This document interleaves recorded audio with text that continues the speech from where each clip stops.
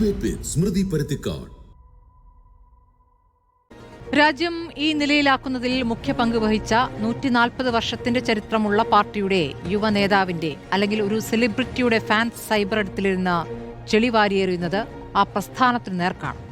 വലതുപക്ഷ സവർണ Hindutva Brahmanical activism എന്ന് സ്വയം വിശേഷിപ്പിക്കുന്ന രാഹുൽ ഈശ്വറിനും പശ്ചാത്താപം തരിമണിയോളം പോലുമില്ലാതെ ഹൂ കെയേഴ്സ് എന്ന് പരിഹസിക്കുന്ന രാഹുൽ മാങ്കൂട്ടത്തിലിനും ഒരേ ഫാൻസും ഒരേ അനുയായികളും വരുന്നത് നാട്ടിലെ പഴയ ചൊല്ലുപോലെയാണ്.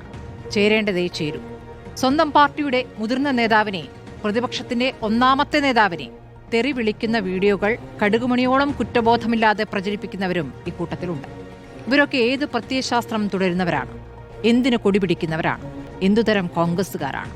ഗ്രൂപ്പുകളില്ലാതായപ്പോൾ സൃഷ്ടിക്കപ്പെട്ട ഫാൻസ് രാഷ്ട്രീയവും സെലിബ്രിറ്റി രാഷ്ട്രീയവും വീടിന് മുകളിൽ ചായുന്ന മരമാണെന്ന് മുൻപേ പറഞ്ഞവരിൽ രാജ്മോഹൻ ഉണ്ണിത്താനും ഉണ്ടായിരുന്നു. അർഹതയില്ലാത്ത വളർത്തൽ ശരിയല്ലെന്ന് പതിറ്റാണ്ടുകളോളം പാർട്ടിക്കായി വിയർപ്പൊഴുക്കിയ അയാൾക്കറിയാം. കല്ലും മുള്ളും ചവിട്ടി പാർട്ടിയെ വളർത്തിയ ആ നേതാവിനും ഒരു അതിജീവിതയെ അപമാനിക്കരുതെന്ന് പറഞ്ഞ വനിതാ നേതാക്കളോടും ഈ വെട്ടുകിളിക്കൂട്ടം ചെയ്യുന്നത് ഒരു പാർട്ടിയിലും ഒരു പ്രവർത്തനവും ചെയ്യാൻ പാടില്ലാത്തതാണ്. ചോദ്യം ഇതാണ്: പിടിവിട്ട കൂട്ടം.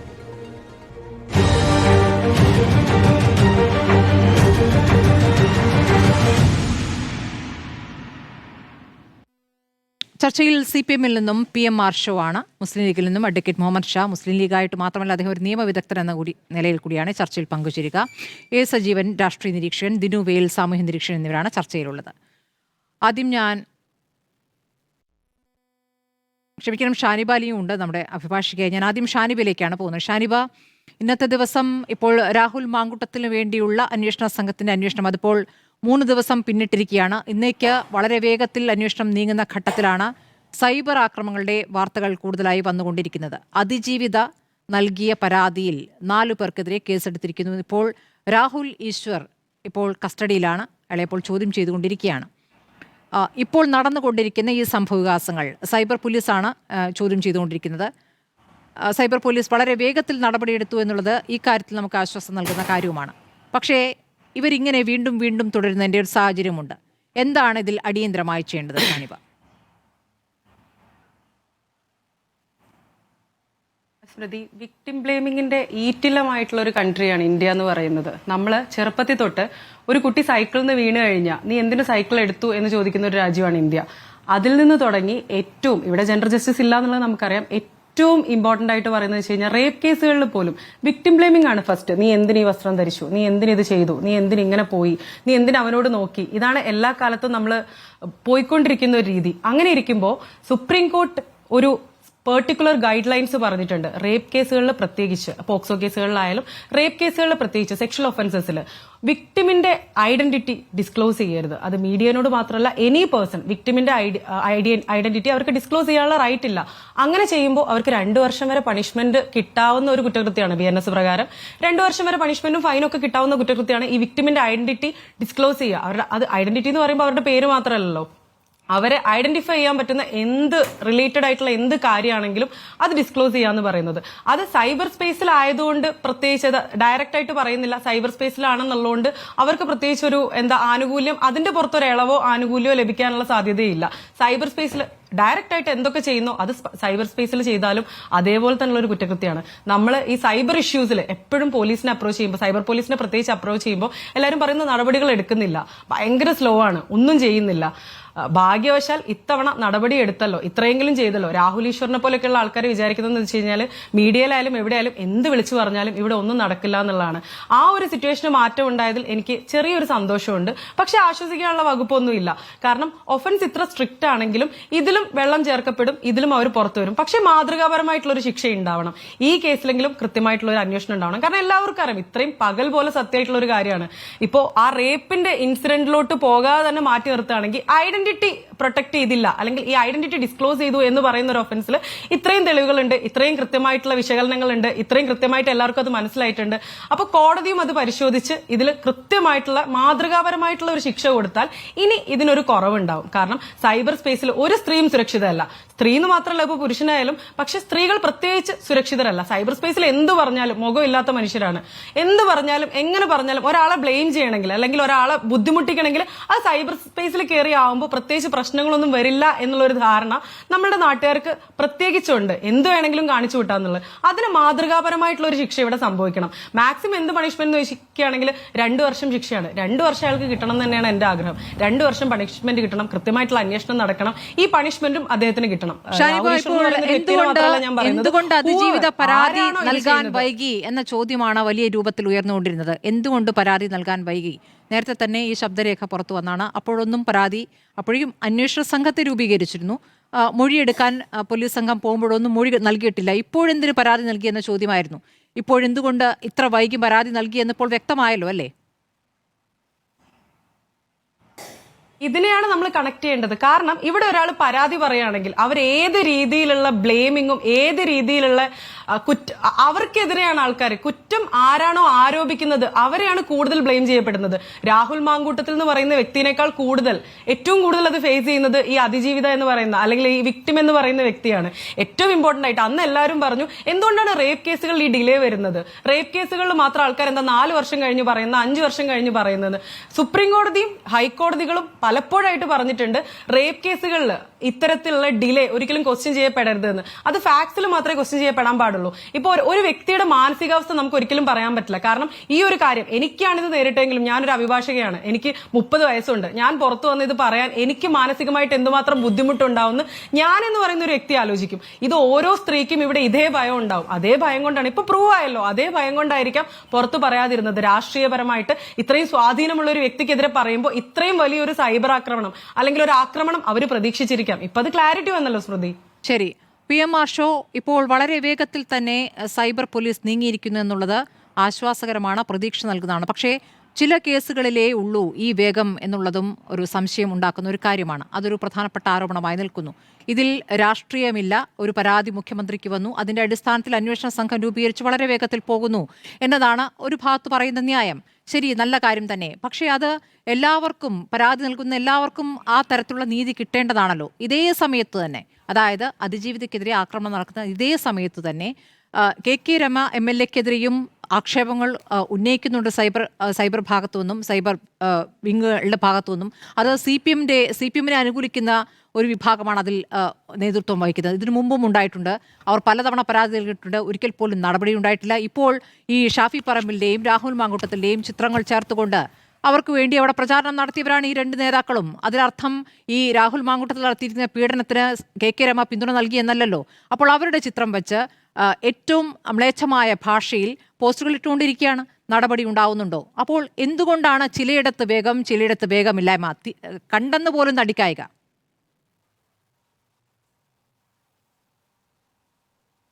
അങ്ങനെ വേഗമില്ലായ്മ ഉണ്ടാകണം എന്നുള്ള ഒരു അഭിപ്രായം സ്മൃതിക്കുമില്ല, എനിക്കുമില്ല.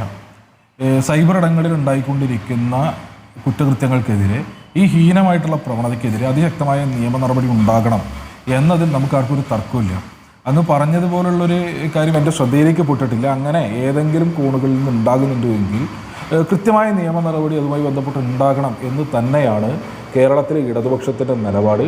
അത്തരത്തിലുള്ള തെറ്റായ പ്രവണതകൾക്കൊരാളും നേതൃത്വം കൊടുക്കരുത് എന്നുള്ളതാണ് ഈ പറഞ്ഞ പോലെ ഞങ്ങൾക്കതിനകത്ത് പറഞ്ഞു വെക്കാനുള്ളത്. അതിനോടൊപ്പം തന്നെ നമ്മളിന്ന് ചർച്ച ചെയ്തുകൊണ്ടിരിക്കുന്ന വിഷയവുമായി ബന്ധപ്പെട്ട് നമുക്കറിയാലോ, ഇന്ന് ഏറ്റവും ഗൗരവ സ്വഭാവത്തിലേക്ക് അതിൻ്റെ വിശദാംശങ്ങൾ മുന്നോട്ട് പോയിക്കൊണ്ടിരിക്കുകയാണ്.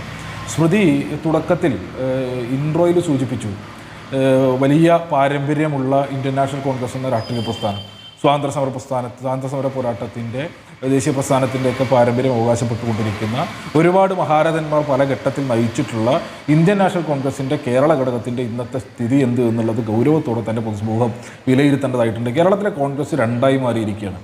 ഒന്ന്, ഈ പറഞ്ഞ ഈ രാഹുൽ മാങ്കൂട്ടം എന്ന സൈക്കോപാത്തിനെ പിന്തുണച്ചുകൊണ്ട് അദ്ദേഹത്തിന് ആർപ്പുവിളികളുമായി പുറകെ കൂടിക്കൊണ്ടിരിക്കുന്ന ഒരു സംഘവും, അതല്ലാതെ ഈ പറഞ്ഞ പോലെ മനുഷ്യത്തുള്ള കുറച്ച് മനുഷ്യരും എന്ന നിലയിലേക്ക് 2ആയി കേരളത്തിലെ കോൺഗ്രസ് മാറിയിരിക്കുകയാണ്. നിർഭാഗ്യവശാൽ ഈ സൈക്കോപാത്തിന് ജയ് വിളിക്കുന്ന ആളുകളാണ് അതിൽ ഭൂരിപക്ഷം എന്നുള്ളത് ഈ നാട്ടിലെ മുഴുവൻ മനുഷ്യരെയും മുഴുവൻ ജനാധിപത്യ വിശ്വാസികളെയും പ്രയാസപ്പെടുത്തുന്ന ഒന്നാണ് എന്ന് തർക്കമില്ലാതെ തന്നെ പറയാൻ വേണ്ടി കഴിയും. ഈ സംഘത്തെ സംബന്ധിച്ച്, ഇതിലെ ഭൂരിപക്ഷ സംഘത്തെ സംബന്ധിച്ച് അവരുടെ നേതാക്കൾ ഇന്ന് കേരളത്തിലെ കോൺഗ്രസിൻ്റെ ഔദ്യോഗിക നേതൃത്വം അല്ല എന്നുള്ളതും ഈ ദിവസങ്ങളിൽ നമ്മൾ കാണുകയാണ്.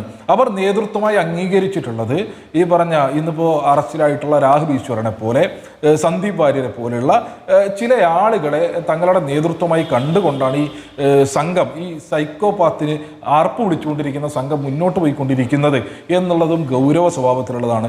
അങ്ങ് നേരത്തെ പ്ലേ ചെയ്ത ബൈറ്റിനകത്ത് കേരളത്തിൻ്റെ ബഹുമാന്യനായിട്ടുള്ള പ്രതിപക്ഷ നേതാവ് സൂചിപ്പിച്ചു ഈ പറഞ്ഞ മുഖമില്ലാത്ത സൈബർ സംഘങ്ങൾ എന്ന നിലയിലേക്ക്. ഇത് മുഖമില്ലാത്ത സൈബർ സംഘങ്ങളല്ല. ഇപ്പോൾ ഇന്ന് ഈ നമ്മുടെ ഈ ചർച്ചയുടെ കാർഡ് തന്നെ എടുത്ത് പരിശോധിക്കുമ്പോൾ അതിൽ ചില പോസ്റ്റുകളുടെ തുടക്കം ഞാൻ കണ്ടു. അതൊന്നും മുഖമില്ലാത്ത പ്രൊഫൈലുകളല്ല, ജീവിച്ചിരിക്കുന്ന മുഖമുള്ള കോൺഗ്രസിൻ്റെ നേതാക്കന്മാരും പ്രാദേശിക ഭാരവാഹികളും ഉൾപ്പെടെയുള്ള ആളുകളാണ് ഈ പറഞ്ഞ പോലുള്ള കുറ്റകൃത്യത്തിന് നേതൃത്വം കൊടുത്തുകൊണ്ടിരിക്കുന്നതെന്ന് കാണാൻ വേണ്ടി കഴിയും. ഇന്നിപ്പോൾ നിലവിൽ രാഹുൽ ഈശ്വരനെ അറസ്റ്റ് ചെയ്യുന്ന നില, കസ്റ്റഡിയിലെടുക്കുന്ന നിലയുണ്ടായിട്ടുണ്ട്. ഈ പറഞ്ഞ FIR ഇട്ട് അതിനകത്ത് 4ാം പ്രതിയായിട്ട് KPCCയുടെ ജനറൽ സെക്രട്ടറി ഇവരെയാണ് സന്ദീപ് വാര്യർ. ഇന്നലെ അദ്ദേഹം നടത്തിയിട്ടുള്ള ഏറ്റവും നികൃഷ്ടമായ ഒരു രാഷ്ട്രീയ പ്രസ്ഥാനത്തിൻ്റെ സംസ്ഥാന നേതൃത്വത്തിലിരിക്കുന്ന ഒരാൾ, അദ്ദേഹം ചെയ്ത ഇടപെടൽ എന്താ? ഈ ഒരു പരാതി ഉണ്ടായി, ഈ പരാതിയുടെ തുടർച്ചയിൽ രാഹുൽ മാങ്കൂട്ടത്തിനെതിരായിട്ടുള്ള നിയമ നടപടികൾ ശക്തമായി മുന്നോട്ട് പോയിക്കൊണ്ടിരിക്കുന്ന ഘട്ടത്തിൽ ഈ വെട്ടുകിളി സംഘത്തിന് മുൻപിലേക്ക് അയാൾ എല്ലാ നിലയ്ക്കുമുള്ള ചൂണ്ടുപരകിട്ട് കൊടുക്കുകയാണ്.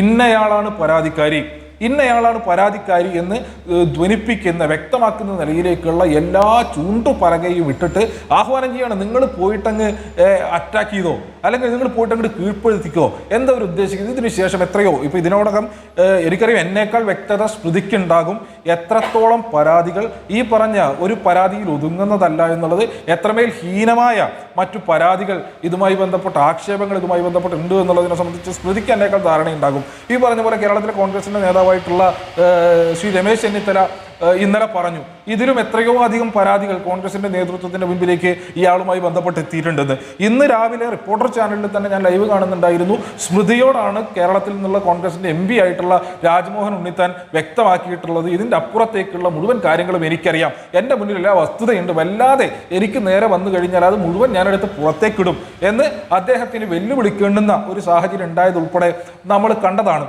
അപ്പോൾ ഈ ഇനിയും പരാതികൾ വരാൻ സാധ്യതയുണ്ട് എന്നിരിക്കൽ ഇനി ആരും അതിന് മുതിരരുത്, ഒരാൾ പോലും ഈ നിലയിൽ മുന്നോട്ട് വരരുത് എന്ന് കണ്ടുകൊണ്ട് ഈ പറഞ്ഞ സന്ദീപ് വാര്യർ എന്ന KPCCയുടെ ജനറൽ സെക്രട്ടറി ആയിട്ടുള്ള അയാൾ മാസങ്ങൾക്ക് മുൻപ് പ്രതിദാനം ചെയ്തിരുന്ന രാഷ്ട്രീയം എന്തായിരുന്നോ അതിൽ നിന്ന് അണുവിട, ആ മനുഷ്യത്വ വിരുദ്ധതയുടെ രാഷ്ട്രീയത്തിൽ നിന്നും അണുവിട പുറകോട്ട് പോയിട്ടില്ല എന്ന് വ്യക്തമാക്കുന്ന നിലയിലേക്കുള്ള ഹീനമായിട്ടുള്ള ഇടപെടൽ അദ്ദേഹത്തിന്റെ ഭാഗത്ത് നിന്നുണ്ടാകുകയാണ്. ഇന്നിപ്പോൾ ഒരു നോൺ ബെയിലബിൾ കേസ് എടുത്തിരിക്കുന്നു പത്തനംതിട്ടയിലെ മഹിളാ കോൺഗ്രസിന്റെ ജില്ലാ സെക്രട്ടറി ആയിട്ടുള്ള ഒരു സ്ത്രീക്കെതിരെ. ഈ നിലയിൽ മുഖമുള്ള ഉത്തരവാദിത്വപ്പെട്ട സ്ഥാനങ്ങളിൽ ഇരിക്കുന്ന ആളുകൾ ഈ ദിവസങ്ങളിൽ നടത്തിക്കൊണ്ടിരിക്കുകയാണ് ഈ പറഞ്ഞ പരാതിക്കാരിക്ക് ഉൾപ്പെടെ അല്ലെങ്കിൽ പ്രതികരണം ഉന്നയിക്കുന്ന മറ്റാളുകൾക്കെതിരെ. ഇപ്പൊ ഇതേ സമയത്ത് തന്നെയാണല്ലോ യൂത്ത് കോൺഗ്രസിന്റെ ഒരു സംസ്ഥാന ജനറൽ സെക്രട്ടറി അതിക്രൂരമാവിധം ആക്രമിക്കപ്പെട്ടുകൊണ്ടിരിക്കുകയാണ് സാമൂഹ്യ മാധ്യമത്തിൽ. നേരത്തെ ഞാൻ സൂചിപ്പിച്ച പത്തനംതിട്ടയിലെ മഹിളാ കോൺഗ്രസ് നേതാവിനെതിരെ കേസെടുത്ത് ആ കുട്ടിക്കെതിരെ നടത്തിയിട്ടുള്ള ആക്ഷേപത്തിന്റെ തുടർച്ചയിലാണ്. രാവിലെ പറഞ്ഞതുപോലെ രാജ്മോഹൻ ഉണ്ണിത്താന് നേരെ എത്രമേൽ ഹീനമായിട്ടുള്ള ആക്ഷേപമാണ് ചൊരിഞ്ഞുകൊണ്ടിരിക്കുന്നത്. കേരളത്തിന്റെ പ്രതിപക്ഷ നേതാവ് ഈ വിഷയവുമായി ബന്ധപ്പെട്ട് ഈ ദിവസങ്ങളിൽ എത്രമാത്രം ആക്രമിക്കപ്പെട്ടു, ഏത് വിധേനയാണ് അദ്ദേഹത്തിന് നേരെ ഈ സൈബർ വെട്ടുകിളി സംഘം ഇറങ്ങി പുറപ്പെട്ടത് എന്നുള്ളത് നമ്മൾ കണ്ടതല്ലേ. ബഹുമാന്യയായിട്ടുള്ള കോൺഗ്രസിന്റെ കേരളത്തിലെ MLA ആയിട്ടുള്ള ഉമാ തോമസിനെ എത്രമേൽ നികൃഷ്ടമാം വിധമാണ് ഇവർ ആക്ഷേപിച്ചത്, ആക്രമിച്ചത്. KC വേണുഗോപാലിന്റെ ഭാര്യയ്ക്ക് സോഷ്യൽ മീഡിയയിൽ ഒരു പ്രതികരണം നടത്തിയിട്ട് മിനിറ്റുകൾക്കപ്പുറം അത് ഡിലീറ്റ് ചെയ്ത് പോകേണ്ടുന്ന സാഹചര്യം ഉണ്ടായില്ലേ. ഈ നിലയ്ക്ക് ഈ സൈബർ വെട്ടുകിളി സംഘത്തെ ഞങ്ങൾ നിയന്ത്രിക്കുന്നില്ല, അല്ലെങ്കിൽ ഞങ്ങളുടെ കയ്യിലല്ല ഇത് എന്ന് പറയുന്ന കേരളത്തിന്റെ പ്രതിപക്ഷ നേതാവടക്കം കേരളത്തിലെ കോൺഗ്രസിന്റെ നേതൃത്വം അടക്കം അവർ ചെയ്യേണ്ടുന്ന ഒരു ഉത്തരവാദിത്വമുണ്ട്.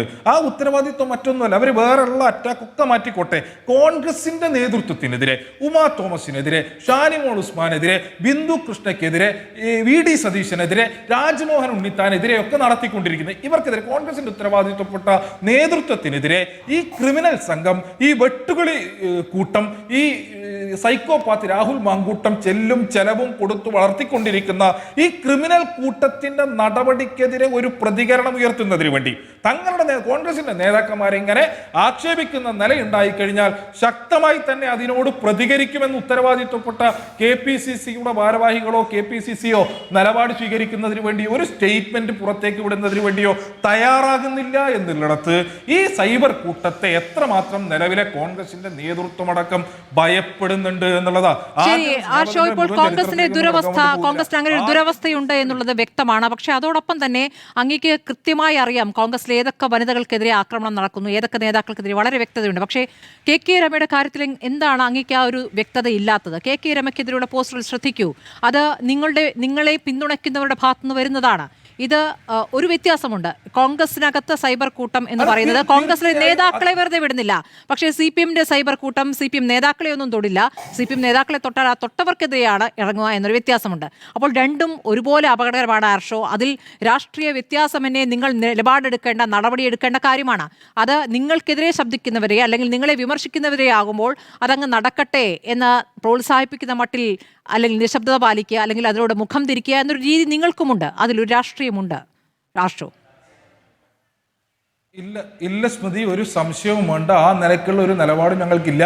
ഈ KK രമ എന്നല്ല, ആർക്ക് നേരെ അറ്റാക്ക് ഉണ്ടായി കഴിഞ്ഞാലും അതിന് നേരെ അതിശക്തമായിട്ടുള്ള നിയമ നടപടി ഉണ്ടാക്കണം എന്നുള്ളത് തന്നെയാണ് പക്ഷം. ഞാൻ പറഞ്ഞത്, ഞാൻ ഈ പറഞ്ഞ അങ്ങ് സൂചിപ്പിച്ച നിലയിലേക്കുള്ള എൻ്റെ ശ്രദ്ധയിലേക്ക് വന്നിട്ടില്ല എന്നുള്ളതാണ്. എൻ്റെ ശ്രദ്ധയിലേക്ക് വരാത്തത് പോരായ്മയാണ്, പരിമിതിയാണ് എന്നുള്ളത് തന്നെ കാണുന്നു. ആ നിലയ്ക്കുള്ള ഒരു അറ്റാക്കിനും ഒരക്കുള്ള ആക്ഷേപം ചൊരിയലിനുമുള്ള വേദിയാക്കി സാമൂഹ്യ മാധ്യമങ്ങളെ മാറ്റരുത് എന്നത് തന്നെയാണ് ഇടതുപക്ഷത്തിന്റെ നിലപാട്. അതിലൊരു വിട്ടുവീഴ്ചയില്ല. അത് ഞങ്ങൾ ഒരു വശത്തേക്ക് കണ്ണടച്ചിട്ട് ഇപ്പുറത്തെ വശത്തേക്ക് മാത്രം കണ്ണു തുറന്നിരിക്കുന്ന ഒരു സമീപനം ഇടതുപക്ഷത്തെ സംബന്ധിച്ചില്ല. ആ നിലയിലേക്ക് ആരുടെയെങ്കിലും ഭാഗത്തുണ്ടായിട്ടുണ്ടെങ്കിൽ അത് തിരുത്തണം. അങ്ങനെ ഉണ്ടായിട്ടുണ്ടെങ്കിൽ അതിനെതിരായിട്ടുള്ള ശക്തമായ നിയമ നടപടി ഉണ്ടാകണം എന്നുള്ളത് തന്നെയാണ് ഇടതുപക്ഷത്തിന്റെ നിലപാട്. ശരി, ശ്രീ A. സജീവൻ, കോൺഗ്രസ് രാഹുൽ മാങ്കൂട്ടത്തിനെതിരെ ആരോപണം ഉയർന്നപ്പോൾ തന്നെ, അതായത് നിയമപരമായി ഒരു പരാതി ആ തരത്തിലൊരു കേസായി വരുന്നതിന് മുൻപ് തന്നെ നടപടിയെടുത്തു എന്നുള്ളത് ശ്ലാഘനീയമാണ്. ആ നിലയ്ക്ക് കോൺഗ്രസിനെ അഭിനന്ദിച്ചിട്ടുമുണ്ട്. പക്ഷേ ഇപ്പോൾ കേസിലേക്ക് വരുന്ന ഘട്ടത്തിൽ കോൺഗ്രസ് എങ്ങനെയാണ്, നേരത്തെ ആർഷോ പറഞ്ഞ പോലെ കോൺഗ്രസ് രണ്ടായിരിക്കുന്നു ഈ വിഷയത്തിൽ എന്നുള്ളതാണ്. കോൺഗ്രസിന്റെ നേതാക്കളെല്ലാം രാഹുൽ മാങ്കൂട്ടത്തെ തള്ളി പറഞ്ഞു എന്ന് പറയുമ്പോൾ നമ്മൾ അടൂർ പ്രകാശ് UDF കൺവീനറിന്റെ പ്രതികരണം കണ്ടതാണ്. രാഹുലിനെ വിശേഷിപ്പിച്ചത് ഇരയെന്നാണ്, CPM രാഷ്ട്രീയത്തിന്റെ ഇരയെന്നാണ് വിശേഷിപ്പിച്ചത്. ഇന്നിപ്പോൾ നോക്കൂ, ഈ സൈബർ ആക്രമണത്തിൽ പ്രതികളായിരിക്കുന്നവരുടെ പദവികളാണ്. ഒന്നാം പ്രതി ആരാണ്? ഒരു വനിത തന്നെയാണ്. മഹിളാ കോൺഗ്രസിന്റെ പത്തനംതിട്ട ജില്ലാ സെക്രട്ടറിയായ രഞ്ജിത പുളിക്കൽ. രണ്ടാം പ്രതി അഡ്വക്കേറ്റ് ദീപ ജോസഫ്. അവർ ഡൽഹിയിൽ നിന്നാണ് ഈ അതിജീവിതയെ അപമാനിക്കുന്നത് തുടരുന്നത്. മൂന്നാം പ്രതി ദീപ ജോസഫ്. നാലാം പ്രതി സന്ദീപ് വാര്യർ. സന്ദീപ് വാര്യർ ആരാണെന്ന് അറിയാമല്ലോ, KPCC ജനറൽ സെക്രട്ടറിയാണ്. അഞ്ചാം പ്രതി രാഹുൽ ഈശ്വറിനെയാണ് ഇപ്പോൾ കസ്റ്റഡിയിലെടുത്തിരിക്കുന്നത്. അപ്പോൾ ഈ സൈബർ ആക്രമണങ്ങൾ പാർട്ടിയുടെ ഔദ്യോഗിക ഹാൻഡിലുകളിൽ നിന്നല്ല എന്ന് പ്രതിപക്ഷ നേതാവ് ശക്തമായി പറയുമ്പോഴും അങ്ങനെയല്ല. ആ ഔദ്യോഗിക ഹാൻഡിലുകളിൽ തന്നെ ഉള്ളവരുടെ വാട്സപ്പ് ഗ്രൂപ്പുകളിൽ ഞങ്ങളിതാ ഫോട്ടോ ഷെയർ ചെയ്തിട്ടുണ്ട്, ഇതാ അടുത്ത ഊഴം നിങ്ങളുടേതാണ് എന്ന് പറയുന്ന കാര്യങ്ങളാണ് ഇന്ന് രാവിലെ റിപ്പോർട്ട് പുറത്തുവിട്ടത്. അപ്പോൾ ഇത് നിയന്ത്രിക്കാൻ ഈ നേതൃത്വത്തിന് കഴിയുന്നില്ല എന്നാണോ? എന്താണ് മനസ്സിലാക്കേണ്ടത് ശ്രീ സജീവൻ? ഇത് നിയന്ത്രണത്തിന് അപ്പുറമുള്ള ഒരു വലിയ സംവിധാനമായി ഈ കൊട്ടേഷൻ സംഘം വളർന്നു കഴിഞ്ഞു. സ്മൃതി, താങ്കൾ പറഞ്ഞ പോലെ ഒറ്റക്കെട്ടായിട്ട് ഒരു നിലപാടെടുക്കുന്ന പാർട്ടിയല്ല കോൺഗ്രസ് ഇപ്പോൾ, ഈ വിഷയത്തിൽ പ്രത്യേകിച്ചു. പ്രതിപക്ഷ നേതാവ് അന്ന് പറഞ്ഞ അതേ നിലപാടിൽ തന്നെയാണെന്നുള്ള കാര്യം അദ്ദേഹം ആവർത്തിച്ച് പറയുന്നുണ്ട്. പക്ഷെ അദ്ദേഹത്തിനൊന്നും ചെയ്യാൻ പറ്റില്ല. ഇവിടെ നടപടി എടുക്കേണ്ട KPCCയുടെ അധ്യക്ഷൻ, അങ്ങനെയുള്ള ആളുകൾ ഇപ്പോഴും ഇതിനെ ന്യായീകരിച്ചുകൊണ്ടിരിക്കുകയാണ്. ഇവിടെ പ്രതികരിക്കുന്ന പ്രതിപക്ഷ നേതാവ് VD സതീശനെതിരെയും രാജ്മോഹനെതിരെയും ഒക്കെ വളരെ ഭീകരമായ രൂപത്തിൽ ആക്രമണം ഉണ്ടാവുകയാണ്. അപ്പോൾ അതിനർത്ഥം ഈ ആളുകൾ, നമ്മൾ വെറുതെ സൈബർ ക്രിമിനലുകൾ എന്നൊക്കെ പറഞ്ഞ് കുറച്ച് ആളുകളെ മാറ്റിവെച്ചുകൊണ്ട് കാര്യമില്ല. അവർക്ക് വേണ്ട എല്ലാ ഒത്താശയും അല്ലെങ്കിൽ അവർക്ക് വേണ്ട മൗനാനുവാദം കൊടുക്കുന്നത് KPCCയുടെ നേതൃത്വം തന്നെയാണെന്ന് ഞാൻ വിശ്വസിക്കുന്നു. അല്ലെങ്കിൽ KPCCയുടെ ജനറൽ സെക്രട്ടറി ആയിട്ടുള്ള ഒരാൾ ഇത്രയും മോശമായിട്ട് വളരെ ഇത് വ്യാജ കള്ളത്തരമാണ് ഈ ആരോപണം ഈ പരാതിക്കാരി നടത്തിയിട്ടുള്ളത് എന്ന് ആവർത്തിച്ച് പറയുന്നു. അതേപോലെ മറ്റ് നേതാക്കന്മാർ ഇപ്പം താങ്കൾ പറഞ്ഞ പോലെ ആദ്യത്തെ ഈ പരാതിയിൽ കേസ് പ്രതികളായിട്ടുള്ള 3 പേര് വനിതകളാണ്. ഈ വനിതകൾ 3 പേരും കോൺഗ്രസിൻ്റെ ഭാഗമായിട്ടുള്ള ആളുകളാണ്. ബാക്കിയുള്ള മുഖമില്ലാത്ത ആളുകളുടെ കാര്യം നമുക്ക് വിട്ടേക്കാം, ആ സൈബർ ക്രിമിനലുകൾ നമ്മൾ ഒഴിവാക്കാം. പക്ഷേ ഇവർ പ്രത്യേകിച്ച് ഇത് മാത്രമല്ല, KPCCയുടെ ഒരു ഭാരവാഹി, KPCCയുടെ കോൺഗ്രസിൻ്റെ കേരളത്തിലെ പ്രധാനപ്പെട്ട വക്താക്കളിൽ ഒരാളായിട്ടുള്ള ഒരാൾ ആണ് വളരെ മോശമായ രൂപത്തിൽ പറയുന്നത്. അതാ പറയുന്ന വാചകം രാഹുൽ ഈശ്വറിനോട് ഐക്യപ്പെട്ടുകൊണ്ടുള്ള പ്രതികരണമാണ് ശ്രീ എ സജീവൻ നടത്തിയത്. അവരുടെ വിവാഹമോചനം നടന്നിട്ടുണ്ടോ അത് സംബന്ധിച്ചുള്ള ചില കാര്യങ്ങൾ ഇദ്ദേഹത്തിൻ്റെതായ അഭിപ്രായം പറയുന്നു. അതിനുശേഷം പറയുന്നു, ഞാൻ അറിയാവുന്ന ഇത്രയും സത്യങ്ങൾ പറഞ്ഞില്ലെങ്കിൽ കുറ്റബോധം എന്നെ വേട്ടയാടും, അതുകൊണ്ട് മാത്രം പറഞ്ഞാണെന്ന്. എന്തിനാണ് കുറ്റബോധം അദ്ദേഹത്തിന്? എന്തിനാണ് കുറ്റബോധം? അദ്ദേഹം ആർക്കു വേണ്ടിയാണ് അവിടെ ശബ്ദിക്കുന്നത്? കുറ്റബോധം എന്ന് പറഞ്ഞാൽ അദ്ദേഹത്തിനെ പിന്തുണച്ചുള്ള, അദ്ദേഹത്തിന് ഇപ്പോൾ കോൺഗ്രസിലേക്ക് വരാനും അദ്ദേഹത്തിന് കോൺഗ്രസ്സിൽ ഈ പദവികളെ കിട്ടാനും ഒക്കെ സഹായിച്ച ആളുകൾക്ക് തിരിച്ച് സഹായം ചെയ്തില്ല എന്നുള്ളതായിരിക്കും അദ്ദേഹത്തിൻ്റെ കുറ്റബോധം. അതല്ലാതൊരു കാര്യമില്ലല്ലോ. ഇവിടെ കൃത്യമായിട്ടും രാഹുൽ മാങ്കൂട്ടത്തിൽ നൽകിയിട്ടുള്ള ഈ അദ്ദേഹത്തിൻ്റെ ഈ മുൻകൂർ ജാമ്യാപേക്ഷയിൽ തന്നെ പറയുന്നുണ്ട്, ഈ പെൺകുട്ടിയുമായിട്ടുള്ള ബന്ധം, ഈ ലൈംഗിക ബന്ധത്തെക്കുറിച്ച് പറയുന്ന ഉഭയസമ്മതത്തോട് കൂടിയിട്ടുള്ളതാണ് എന്നാണെങ്കിൽ പോലും ഇവരുള്ള ബന്ധത്തെക്കുറിച്ച് സമ്മതിക്കുന്നുണ്ട്. ഈ പെൺകുട്ടി നടത്തിയിട്ടുള്ള ഈ പുറത്തു വിട്ടിട്ടുള്ള ഈ വീഡിയോ സന്ദേശം, ആ വീഡിയോ അല്ലെങ്കിൽ പെൺകുട്ടി പുറത്തു വിട്ടതോ അല്ലെങ്കിൽ പുറത്ത് വന്നതോ ആയിട്ടുള്ള വീഡിയോ സന്ദേശം, ആ വീഡിയോ സന്ദേശത്തിൽ വളരെ കൃത്യമായിട്ട് രാഹുൽ മാങ്കൂട്ടത്തിൻ്റെ ശബ്ദമാണ് എന്ന് എല്ലാവരും പറയുമ്പോൾ അതെൻ്റെ ശബ്ദമല്ല എന്നെങ്കിലും അദ്ദേഹം പറയേണ്ടത്. ഇതുവരെ പറഞ്ഞിട്ടില്ല. എന്നിട്ടാണ് ഇത് വ്യാജമാണ്, കളവാണ് എന്നൊക്കെ പറഞ്ഞിട്ട് ഈ രാഹുൽ ഈശ്വർ നടത്തിയുള്ള വളരെ മായിട്ടുള്ള ഒരു സിനിമയിലെ ഒരു സംഭാഷണം എടുത്തുകൊണ്ട് കള്ളി എന്ന് ആവർത്തിച്ച് പറയുകയാണ്. അതായത് ഒരു പരാതിക്കാരി, വെറും പരാതിക്കാരിയല്ല, ഇത്തരത്തിലുള്ള ലൈംഗികമായി പീഡിപ്പിക്കപ്പെട്ട ഒരു സ്ത്രീ ആ പെൺകുട്ടിയെ കള്ളി എന്ന് പറയുമ്പോൾ എത്ര മോശമായിട്ടാണ്. മാത്രമല്ല അദ്ദേഹവും ഇവരെല്ലാവരും ചെയ്തുകൊണ്ടിരിക്കുന്നത് ആരാണ് എന്ന് വളരെ വ്യക്തമായിട്ട് ജനങ്ങൾക്ക് ഏത് ചാനലിലായിരുന്നു ഇത് ആരാണ് എന്ന് വളരെ കൃത്യമായിട്ട് ബോധ്യപ്പെടുന്ന രൂപത്തിലുള്ള വെളിപ്പെടുത്തലുകളാണ്. അപ്പം ഇരയെ വ്യക്തമാക്കുന്നത് മാത്രമല്ല, ആ ഇര പറഞ്ഞിട്ടുള്ള ആരോപണം അത് ശരിയോ തെറ്റോ ആവട്ടെ. ഇനിയിപ്പോൾ ഈ പറയുന്ന രാഹുൽ മാങ്കൂട്ടത്തിൽ പുണ്യാളനാണ് എങ്കിൽ, എനിക്കതല്ലാതൊന്നും പറയാം, ഞാൻ പറയുന്നില്ല, പുണ്യാളനാണെങ്കിൽ പോലും അത് തീരുമാനിക്കേണ്ട കോടതിയാണ്. കോടതിയിൽ കൊടുത്തിട്ടുള്ള ഈ പരാതിയും പോലീസ് കൊടുത്തിട്ടുള്ള FIR കേസ് ഡയറി ഉണ്ടല്ലോ, അതും ഇദ്ദേഹം കൊടുത്തിട്ടുള്ള മുൻകൂർ ജാമ്യാപേക്ഷയിൽ പറഞ്ഞിട്ടുള്ള കാര്യങ്ങളോ അല്ലെങ്കിൽ ബാക്കിയുള്ള ഇനി അദ്ദേഹം കൊടുക്കുന്ന തെളിവുകൾ, ഇപ്പോൾ രാഹുൽ മാങ്കൂട്ടത്തിന് കൊടുത്തിട്ടുള്ള തെളിവുകളുടെ എണ്ണം പറഞ്ഞുകൊണ്ടാണ് രാഹുൽ ഈശ്വർ പറയുന്നത് 9 തെളിവുകൾ എന്ന് പറയുന്നു. ഈ 9 തെളിവുകളും തെളിവുകളാണോ എന്ന് നമുക്കറിയില്ല. എന്നായിക്കോട്ടെ, തെളിവുകളായിക്കോട്ടെ, അത് ഈ ശരിയായ തെളിവാണ്, ഈ പെൺകുട്ടി നടത്തിയിട്ടുള്ള വ്യാജമായിട്ടുള്ള ആരോപണമാണ് എന്ന് പറയേണ്ടത് നീതിപീഠമാണല്ലോ. അതിനു മുമ്പേ പറയുന്ന സന്ദീപ് വാര്യർ, രാഹുൽ ഈശ്വർ, ബാക്കിയുള്ള ഇപ്പോൾ രഞ്ജിതയെ പോലുള്ള ആളുകൾ, ദീപയെ പോലുള്ള ആളുകൾ, ഇവരാണ് പറയുന്നത്. അപ്പോൾ ബാക്കിയുള്ള സൈബർ കൂട്ടത്തെ നമ്മൾ കുറ്റം പറഞ്ഞിട്ട് കാര്യമില്ല. അവരോട് ഇന്ന രൂപത്തിൽ ഇതാണ് പറയേണ്ടത് എന്ന് പറഞ്ഞു കൊടുക്കുന്ന ഈ നേതാക്കൾ, ഇവർക്കെതിരെ നടപടി എടുക്കാത്തിടത്തോളം കോൺഗ്രസിന് ന്യായീകരിച്ച് നിർത്താനേ പറ്റില്ല. നടത്തിയ വെല്ലുവിളി അങ്ങനെയാണ് കാണുന്നത് ശ്രീ എ സജീവൻ. രാജ്മോഹൻ ഉണ്ണിത്താൻ, ഇനിയും എനിക്കെതിരെ ആക്രമണം ഉണ്ടായാൽ ഞാൻ ചിലത് വിളിച്ചു പറയും, വാർത്താ സമ്മേളനം നടത്തി വിളിച്ചു പറയും, എനിക്ക് ഒരു ഭയവുമില്ല എന്ന് രാജ്മോഹൻ ഉണ്ണിത്താൻ മുന്നറിയിപ്പ് നൽകിയത് ആർക്കായിരിക്കാം? അത് രാഹുൽ മാങ്കൂട്ടത്തിൽ മാത്രമാണോ? ആയിരിക്കാൻ സാധ്യതയില്ല. കാരണം ഇതിൻ്റെ രാഹുൽ മാങ്കൂട്ടത്തിനെ പിന്തുണയ്ക്കുന്ന, അദ്ദേഹത്തിനെ താങ്ങി നിർത്തുന്ന, അദ്ദേഹത്തിന് ബലം കൊടുക്കുന്ന മറ്റു പല ആളുകൾക്കെതിരെയുള്ള തെളിവുകളായിരിക്കാമെന്നാണ് ഞാൻ വിചാരിക്കുന്നത്. നമുക്കെന്നെ അറിയില്ല, ഇപ്പോൾ പുറത്ത് വന്നുകൊണ്ടിരിക്കുന്ന അല്ലെങ്കിൽ പറഞ്ഞു കേട്ടുകൊണ്ടിരിക്കുന്ന പല കാര്യങ്ങളുമുണ്ട്. ആ കാര്യങ്ങളൊക്കെ വെച്ചുകൊണ്ട് തന്നെ നമുക്കറിയാം, എനിക്കെതിരെ ഇപ്പോൾ രാഹുൽ മാങ്കൂട്ടത്തിൽ തന്നെ ഇതിനിടയിൽ പറഞ്ഞൊരു കാര്യമുണ്ടല്ലോ, ഒരു നേതാവ് പറഞ്ഞപ്പോൾ അദ്ദേഹത്തിൻ്റെ കാര്യങ്ങൾ പറയേണ്ട, ഞാൻ പറയാൻ തുടങ്ങിയാൽ എന്ന് പറഞ്ഞ അദ്ദേഹം പകുതി നിർത്തിയ ഒരു സംഭവമുണ്ട്. അത് ഇത്തരത്തിൽ പല നേതാക്കന്മാരെയും ബ്ലാക്ക് മെയിൽ ചെയ്യാവുന്ന കുറേ കാര്യങ്ങളുമായിട്ട് രാഹുൽ മാങ്കൂട്ടത്തിൽ നിൽക്കുന്നുണ്ട് എന്ന് വേണം നമ്മൾ അറിയാൻ.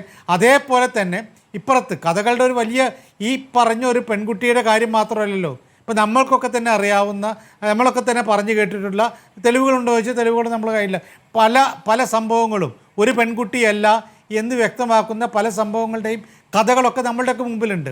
അപ്പോൾ ഇതൊക്കെ പുറത്തേക്ക് വന്നാൽ ഇതിന് തെളിവുകൾ പക്ഷേ ഈ പറയുന്ന രൂപത്തിൽ രാജ്മോഹൻ ഉണ്ണിത്താൻ്റെ കയ്യിലൊക്കെ ഉണ്ടായേക്കാം. നമ്മളെ കയ്യിലൊന്നും ഇല്ലെങ്കിൽ പോലും ആ തെളിവുകൾ ഉൾപ്പെടെ ഉണ്ടായേക്കാം. ദിനു, ഇപ്പോൾ രാഹുൽ മാങ്കൂട്ടത്തിനായി പോലീസ് വലവിരിച്ചു എന്ന് പറഞ്ഞിട്ടിപ്പോൾ 3 ദിവസം പൂർത്തിയാവുകയാണ്. ഇതിനിടയ്ക്ക് രാഹുൽ മാങ്കൂട്ടത്തിനായി വരുന്ന ശബ്ദങ്ങൾ എവിടെ നിന്നൊക്കെ ഏതൊക്കെ കോളിൽ നിന്നാണെന്ന് ദിനവും ശ്രദ്ധിച്ചു കാണും. അതിജീവിത പരാതി നൽകരുത് എന്ന ഉദ്ദേശം നേരത്തെ ഉണ്ടായിരുന്നു, അത്തരം ഭീഷണികൾ ഉണ്ടായിരുന്നു, നമുക്കറിയാം. പരാതി നൽകിയ ശേഷം അത് ഒരു പോലീസ് സ്റ്റേഷനിൽ കൊടുത്തുകൂടായിരുന്നു എന്ന ചോദ്യമാണ്. മുഖ്യമന്ത്രിക്ക് പരാതി കൊടുത്ത ശേഷവും ഇതാണ് സ്ഥിതിയെങ്കിൽ ഇവിടെ പരാതിപ്പെടാൻ ആരും ധൈര്യപ്പെടാത്തൊരു സാഹചര്യം ഉണ്ടാകില്ലേ? എന്തുകൊണ്ട് വൈകി എന്നിപ്പോൾ വ്യക്തമാവുകയല്ലേ?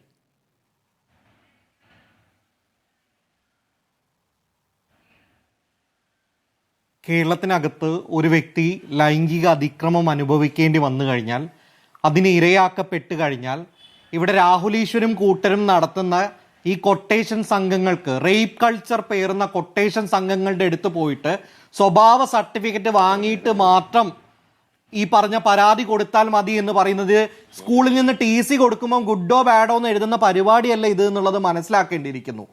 ഒരു വ്യക്തി ഏറ്റവും അധികം ട്രോമ അനുഭവിച്ച ഒരു വ്യക്തി അതിജീവിതയായതിനു ശേഷം ആ വ്യക്തിക്ക് അനുഭവിക്കേണ്ടി വന്ന ഒരു മുറിവ് തുറന്നു പറയുന്ന സമയത്ത് കൂട്ടം ചേർന്നുകൊണ്ട് സൈബർ ഇടത്തിൽ കൊണ്ട് അവരെ അധിക്ഷേപിക്കുക എന്നുള്ളത് ഒരു സൈബർ ലിഞ്ചിങ്ങിന്റെ ട്രെൻഡായി തന്നെ കേരളത്തിനകത്ത് രാഹുൽ ഈശ്വർ അടക്കമുള്ള ആളുകൾ ഏറ്റെടുത്തിട്ടുണ്ട് എന്നുള്ള കാര്യത്തിൽ യാതൊരു സംശയവുമില്ല.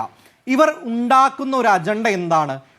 ഗുഡ് സർവൈവർ, ബാഡ് സർവൈവർ, നല്ല ലക്ഷണമൊത്ത അതിജീവിതമാർ, ലക്ഷണമൊത്തതല്ലാത്ത കുറെ അതിജീവിതമാർ എന്ന് പറഞ്ഞുകൊണ്ട് ഒരു ലൈംഗിക അതിക്രമം നേരിട്ട വ്യക്തിയെ കാറ്റഗറൈസ് ചെയ്തുകൊണ്ട് പൊതു ഇടത്തിലേക്ക് അവരെ ബോയ്ക്കോട്ട് ചെയ്യാൻ വേണ്ടി വലിച്ചെറിയുക എന്നുള്ള കാര്യം കഴിഞ്ഞ ഒരു 1-2 വർഷമായി തുടർച്ചയായി ഏത് ലൈംഗിക അതിക്രമം പരാതി എടുത്തു കഴിഞ്ഞാലും നമ്മൾക്ക് കാണാൻ വേണ്ടി സാധിക്കുന്ന ഒരു കാര്യമാണ്.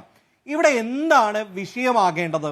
നോക്കൂ, സർവൈവർ ആയിട്ടുള്ള വന്ന ആൾ കല്യാണം കഴിച്ചോ ഇല്ലയോ എന്നുള്ള കാര്യത്തിന് എന്തിനാണ് ഇവരിത്ര കെയർ ചെയ്യേണ്ടത് എന്നുള്ള കാര്യം തന്നെയാണ് ചോദിക്കാനുള്ളത്. ഇവരെന്താണ് നോക്കേണ്ടത്? മനുഷ്യരായിട്ടുള്ള നമ്മൾ, കമ്പാഷനുള്ള, ഹ്യൂമാനിറ്റി ഉള്ള ഒരു മനുഷ്യൻ എന്താണ് നോക്കേണ്ടത്? അപ്പുറത്ത് നിൽക്കുന്ന ശക്തനായുള്ള ഒരു വ്യക്തി, പ്രതിനിധി, രാഷ്ട്രീയ പ്രതിനിധി, MLA സ്ഥാനം ഉപയോഗിച്ചിട്ടുള്ള ഒരു വ്യക്തി, അദ്ദേഹം അധികാര ദുർവിനിയോഗം ചെയ്തുകൊണ്ട് മാനിപ്പുലേഷൻ നടത്തിയിട്ടുണ്ടോ? ആ വ്യക്തി നിർബന്ധിതമായി ഈ ക്രൈമിന് വേണ്ടി പിൽസ് പോലും ഉപയോഗിക്കുന്ന കാര്യത്തിനകത്ത് മാനിപ്പുലേറ്റഡ് ആയിട്ട് ഒരു കൺസെന്റ് നേടിയെടുത്തിട്ടുണ്ടോ? ഈ വ്യക്തി എങ്ങനെയാണ് ഒരു കുഞ്ഞിന്റെ ജീവൻ പോലും നശിപ്പിക്കാൻ വേണ്ടി കൂട്ടുനിന്നത്? ഈ ചോദ്യങ്ങളൊക്കെ തന്നെ മറച്ചു വെച്ചുകൊണ്ട് അതിജീവിത കല്യാണം കഴിച്ചോ ഇല്ലയോ എന്നുള്ള കാര്യത്തിനകത്ത് ഇവരെന്തിനാണ് ഇത്ര നോക്കേണ്ടത്? വളരെ കൃത്യമായി കൊണ്ട് ഒരുപക്ഷെ കല്യാണം കഴിഞ്ഞൊരു വ്യക്തിയാണ് അവരെങ്കിൽ, മുന്നോട്ടേക്ക് വന്നെങ്കിൽ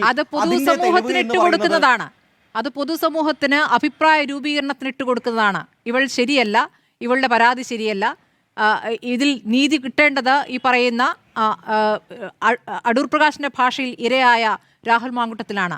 ഇങ്ങനെ ഒരു അഭിപ്രായ രൂപീകരണത്തിന് പൊതുസമൂഹത്തിന് ഇട്ടുകൊടുക്കുകയാണ് ഈ വിഷയം. തീർച്ചയായിട്ടും ഇത് ചായയാണോ കോഫിയാണോ നല്ലതെന്നതോ ഇന്ത്യയുടെ രാഷ്ട്രീയത്തിനകത്തുള്ള ക്രിറ്റിസിസമോ അല്ലല്ലോ. വളരെ കൃത്യമായിക്കൊണ്ട് എപ്പോഴെങ്കിലും ജീവിതത്തിൽ ഈ രാഹുൽ ഈശ്വർ അടക്കമുള്ള മനുഷ്യർ ഇത്രയധികം ട്രോമ അനുഭവിച്ച ഒരു മനുഷ്യന്റെ വേദനയ്ക്കൊപ്പം ഏതെങ്കിലും ഒരു സമയം അവർ അനുഭവിക്കേണ്ടി വന്ന ട്രോമയെക്കുറിച്ച് ഓർക്കുക പോയിട്ട് അതിൻ്റെ ഒരു ബേസിക് ഹ്യൂമാനിറ്റി പോലും ഇവർക്കുണ്ടോ എന്നുള്ള കാര്യമാണ് സംശയം എന്നുള്ള കാര്യം എന്ന് പറയുന്നത്. കഴിഞ്ഞൊരു 8 വർഷമായിട്ടെങ്കിലും ദിശ പോലുള്ള സംഘടനയിലൂടെ നിരന്തരം ലൈംഗിക അതിക്രമം നേരിടുന്ന മനുഷ്യരെ കേൾക്കുകയും ഉറക്കങ്ങൾ പോലും നഷ്ടപ്പെട്ടുകൊണ്ട് ശരീരഭാരം പോലും ലൂസ് ചെയ്തുകൊണ്ട് ഭക്ഷണം പോലും കഴിക്കാൻ പറ്റാത്ത അവസ്ഥയിലൂടെ ഓരോ ദിവസവും റീവിക്ടിമൈസ് ചെയ്യപ്പെടുന്ന മനുഷ്യരെ കേൾക്കുന്ന ഒരു വ്യക്തി എന്നുള്ള നിലയിൽ വളരെ കൃത്യമായിക്കൊണ്ട് അവൻ അനുഭവിച്ച സെക്ഷൽ അസാൾട്ടിനേക്കാൾ കൂടുതൽ ഭീകരമായിട്ടുള്ള സൈബർ വെർബൽ ലിഞ്ചിങ് തന്നെയാണ് ഇത്തരം മനുഷ്യർ ചെയ്യുന്നത് എന്നുള്ള കാര്യത്തിൽ യാതൊരു സംശയവുമില്ല. ഇനി ഏതെങ്കിലും വിധത്തിൽ ഈ അതിജീവിത വിവാഹിതയാണെങ്കിൽ അത് തെളിയിക്കുന്നത് അവരുടെ ക്യാരക്ടർ മോശമാണെന്നുള്ളതല്ല, മറിച്ച് വിവാഹിതയായിട്ടുള്ള ഒരു സ്ത്രീ ആയിട്ട് പോലും അവർ സമൂഹത്തിൽ തനിക്കേൽക്കേണ്ടി വന്ന അപമാനത്തെക്കുറിച്ച്, തനിക്കേൽക്കേണ്ടി വന്ന അതിക്രമത്തെക്കുറിച്ച് തുറന്നു പറഞ്ഞു എന്നുള്ളത് അവരുടെ ക്യാരക്ടർ എത്രത്തോളം ശക്തമാണ് എന്നുള്ളതാണ് തെളിയിക്കുന്നത്. മറിച്ച് അവരുടെ ക്യാരക്ടർ മോശമാണെന്നല്ല, അവരുടെ ക്യാരക്ടർ എത്രത്തോളം ശക്തമാണെന്നതും തൻ്റെ കൺസെന്റ് എങ്ങനെയാണ് മാനിപ്പുലേറ്റഡ് ആക്കിക്കൊണ്ട് അപ്പുറത്ത് നിന്നുള്ള വ്യക്തി വാങ്ങിച്ചെടുത്തത് എന്നുള്ളത് തന്നെയാണ് കാണിക്കുന്നത്.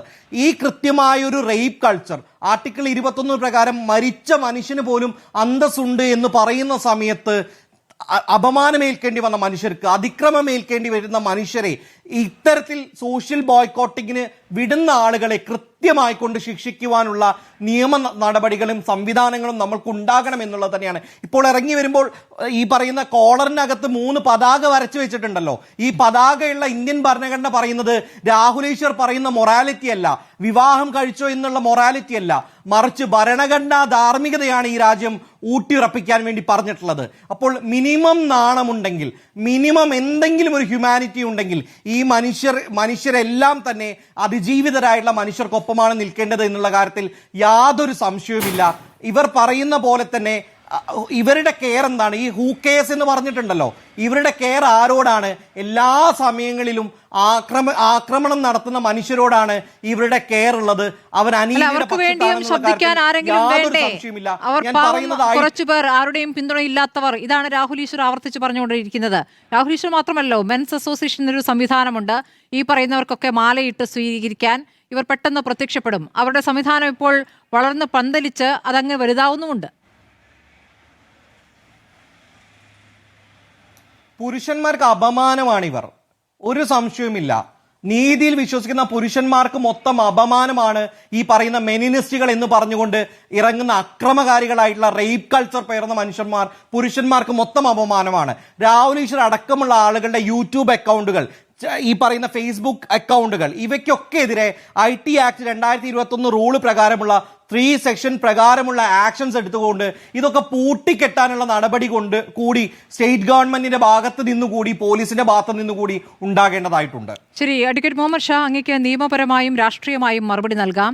ഇപ്പോൾ ഉണ്ടായിരിക്കുന്ന സംഭവവികാസങ്ങൾ, രാഹുൽ മാങ്കുട്ടത്തിനെതിരെ ഒരു നടപടിയിലേക്ക് വളരെ വേഗത്തിൽ പോലീസ് കടക്കുന്നു, പോലീസ് അന്വേഷണം തുടങ്ങിയിരിക്കുന്നു, പലയിടത്തായി തെരച്ചിൽ എന്നുള്ളതാണ് ഇന്നത്തെ വാർത്ത. അതോടൊപ്പം തന്നെ നടക്കുന്ന സൈബർ ആക്രമണങ്ങളുടെ വിവരങ്ങളാണല്ലോ ഇത്. അതിജീവിതയ്ക്കെതിരെ മാത്രമല്ല, കോൺഗ്രസിലെ പ്രധാനപ്പെട്ട നേതാക്കൾക്കെതിരെയും. ഇന്ന് രാജ്മോഹൻ ഉണ്ണിത്താനൊക്കെ എന്നെക്കൊണ്ട് അധികം പറയിപ്പിക്കരുത്, ഇനിയും എനിക്കെതിരെ സൈബർ ആക്രമണം ഉണ്ടായാൽ ഞാനൊരു വാർത്താ സമ്മേളനം നടത്തി പലതും വിളിച്ചു പറയുമെന്നാണ് പറയുന്നത്. അപ്പോൾ രാഹുൽ മാങ്കുട്ടത്തിനെതിരെ നേരത്തെയും പരാതികൾ പാർട്ടിക്ക് മുന്നിൽ ഉണ്ടായിട്ടുള്ളതാണ്. ആ പരാതി അറിഞ്ഞുകൊണ്ടാണ് അന്നത്തെ KPCC അധ്യക്ഷൻ K. സുധാകരൻ രാഹുലിനെ ഏറ്റവും മിടുക്കനായ ചെറുപ്പക്കാരൻ, ഭാവിയുടെ വാഗ്ദാനം എന്ന് വിശേഷിപ്പിച്ചിരുന്നത്. ഇത് നമ്മുടെ മുന്നിലുണ്ട്. ഇതിനിടയ്ക്ക് നടക്കുന്ന സൈബർ ആക്രമണങ്ങൾ, ഇതിൽ എന്ത് നടപടി പ്രതീക്ഷിക്കാം അഡ്വക്കേറ്റ് മുഹമ്മദ് ഷാ?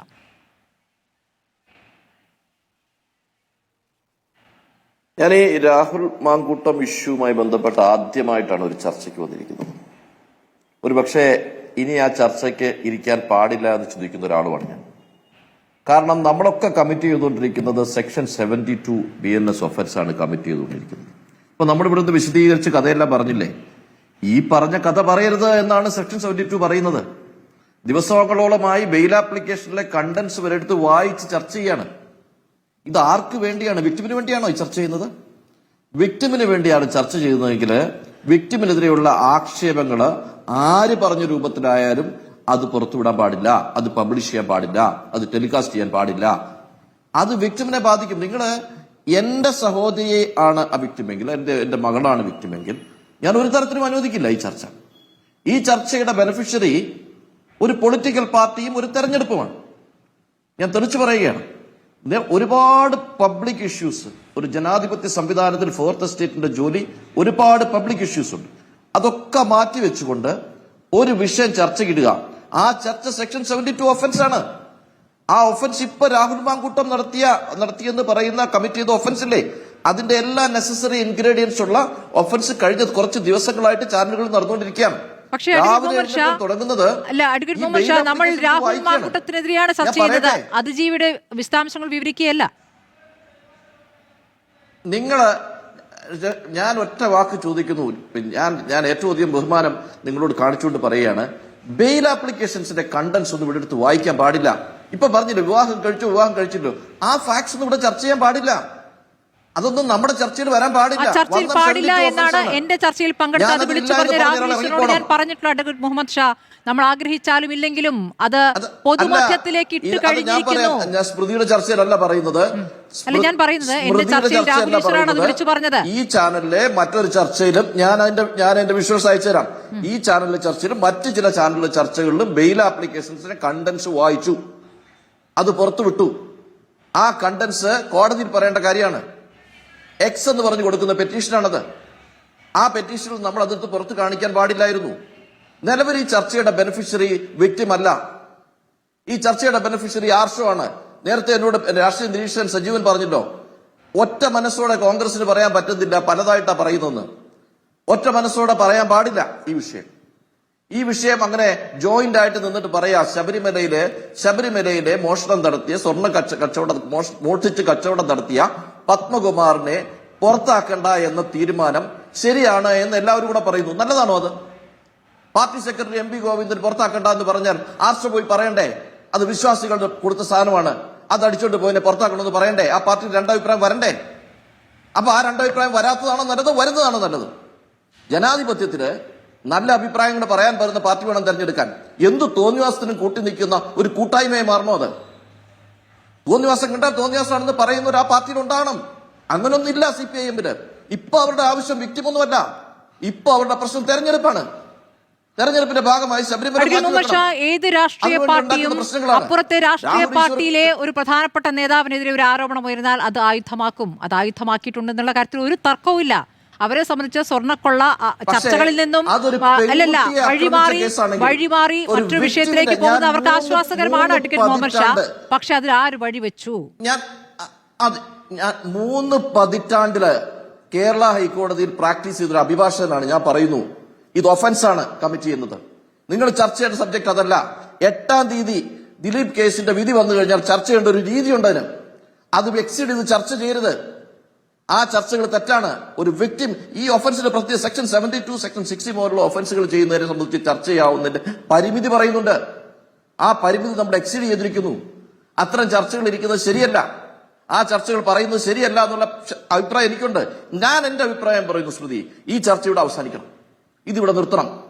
നിർത്തിയതിനു ശേഷം മറ്റൊന്നും കൊണ്ടല്ല പറയുന്നത്, രാഷ്ട്രീയമായിട്ട് പുറത്ത് നിങ്ങൾ പറഞ്ഞോളൂ, പക്ഷെ നിങ്ങളുടെ പ്ലാറ്റ്ഫോമിനെ ഉപയോഗിക്കാൻ അനുവദിക്കരുത്. ഈ പ്ലാറ്റ്ഫോമുകളിൽ ഈ ചർച്ചയുമായി മുന്നോട്ട് പോവുകയും അതിന്റെ അറസ്റ്റ് പ്രശ്നങ്ങളൊക്കെ ഉണ്ട്. സജീവന് സന്തോഷം തോന്നുന്നുണ്ടാവും. സജീവന് സന്തോഷം തോന്നുന്ന കാര്യം ചർച്ചയ്ക്ക് നിങ്ങൾക്ക് ഹാപ്പി ആയിരിക്കും നിങ്ങളൊക്കെ. പക്ഷെ കാരണം വിക്ടിമുമായിട്ട് നിങ്ങൾക്ക് ബന്ധമില്ലല്ലോ. വിക്ടിമുമായിട്ട് ബന്ധമുള്ള വേറെ ആളുകളല്ലേ, വിക്ടിം അഫക്റ്റഡ് അല്ലേ? നമ്മുടെ വിക്ടിമിന് അനുകൂലമായിട്ട് പറഞ്ഞിരിക്കട്ടെ. അങ്ങനെയെങ്കിൽ അഡ്വക്കേറ്റ് മുഹമ്മദ് ഷാ ഇപ്പോൾ പറയുന്നത് രാഷ്ട്രീയമാണ്, നിയമപരമായ കാര്യത്തിൽ കുറച്ചുകൂടി രാഷ്ട്രീയമാണ് പറയുന്നത്. അങ്ങ് പറയൂ, അങ്ങയുടെ രാഷ്ട്രീയ സഖ്യത്തിൽ നിന്നും അതിജീവിതയ്ക്ക് വേണ്ടി വന്ന ഒരു സഹായം പറയൂ. അതിജീവിതയ്ക്കൊപ്പം നിൽക്കുന്നു എന്ന് പറയുന്ന ഒരു പ്രതികരണം പറയൂ. പ്രതിപക്ഷ നേതാവ് പറഞ്ഞിട്ടുണ്ട് അതിജീവിതയ്ക്കൊപ്പമാണ് എന്ന് പറഞ്ഞിട്ടുണ്ട്. ആ പറയലല്ല ഞാൻ പറയുന്നത്, കൂടെ നിന്ന് അവരെ നിയമപരമായി സഹായിക്കുന്ന എന്ത് നടപടി ഉണ്ടായിട്ടുണ്ട്?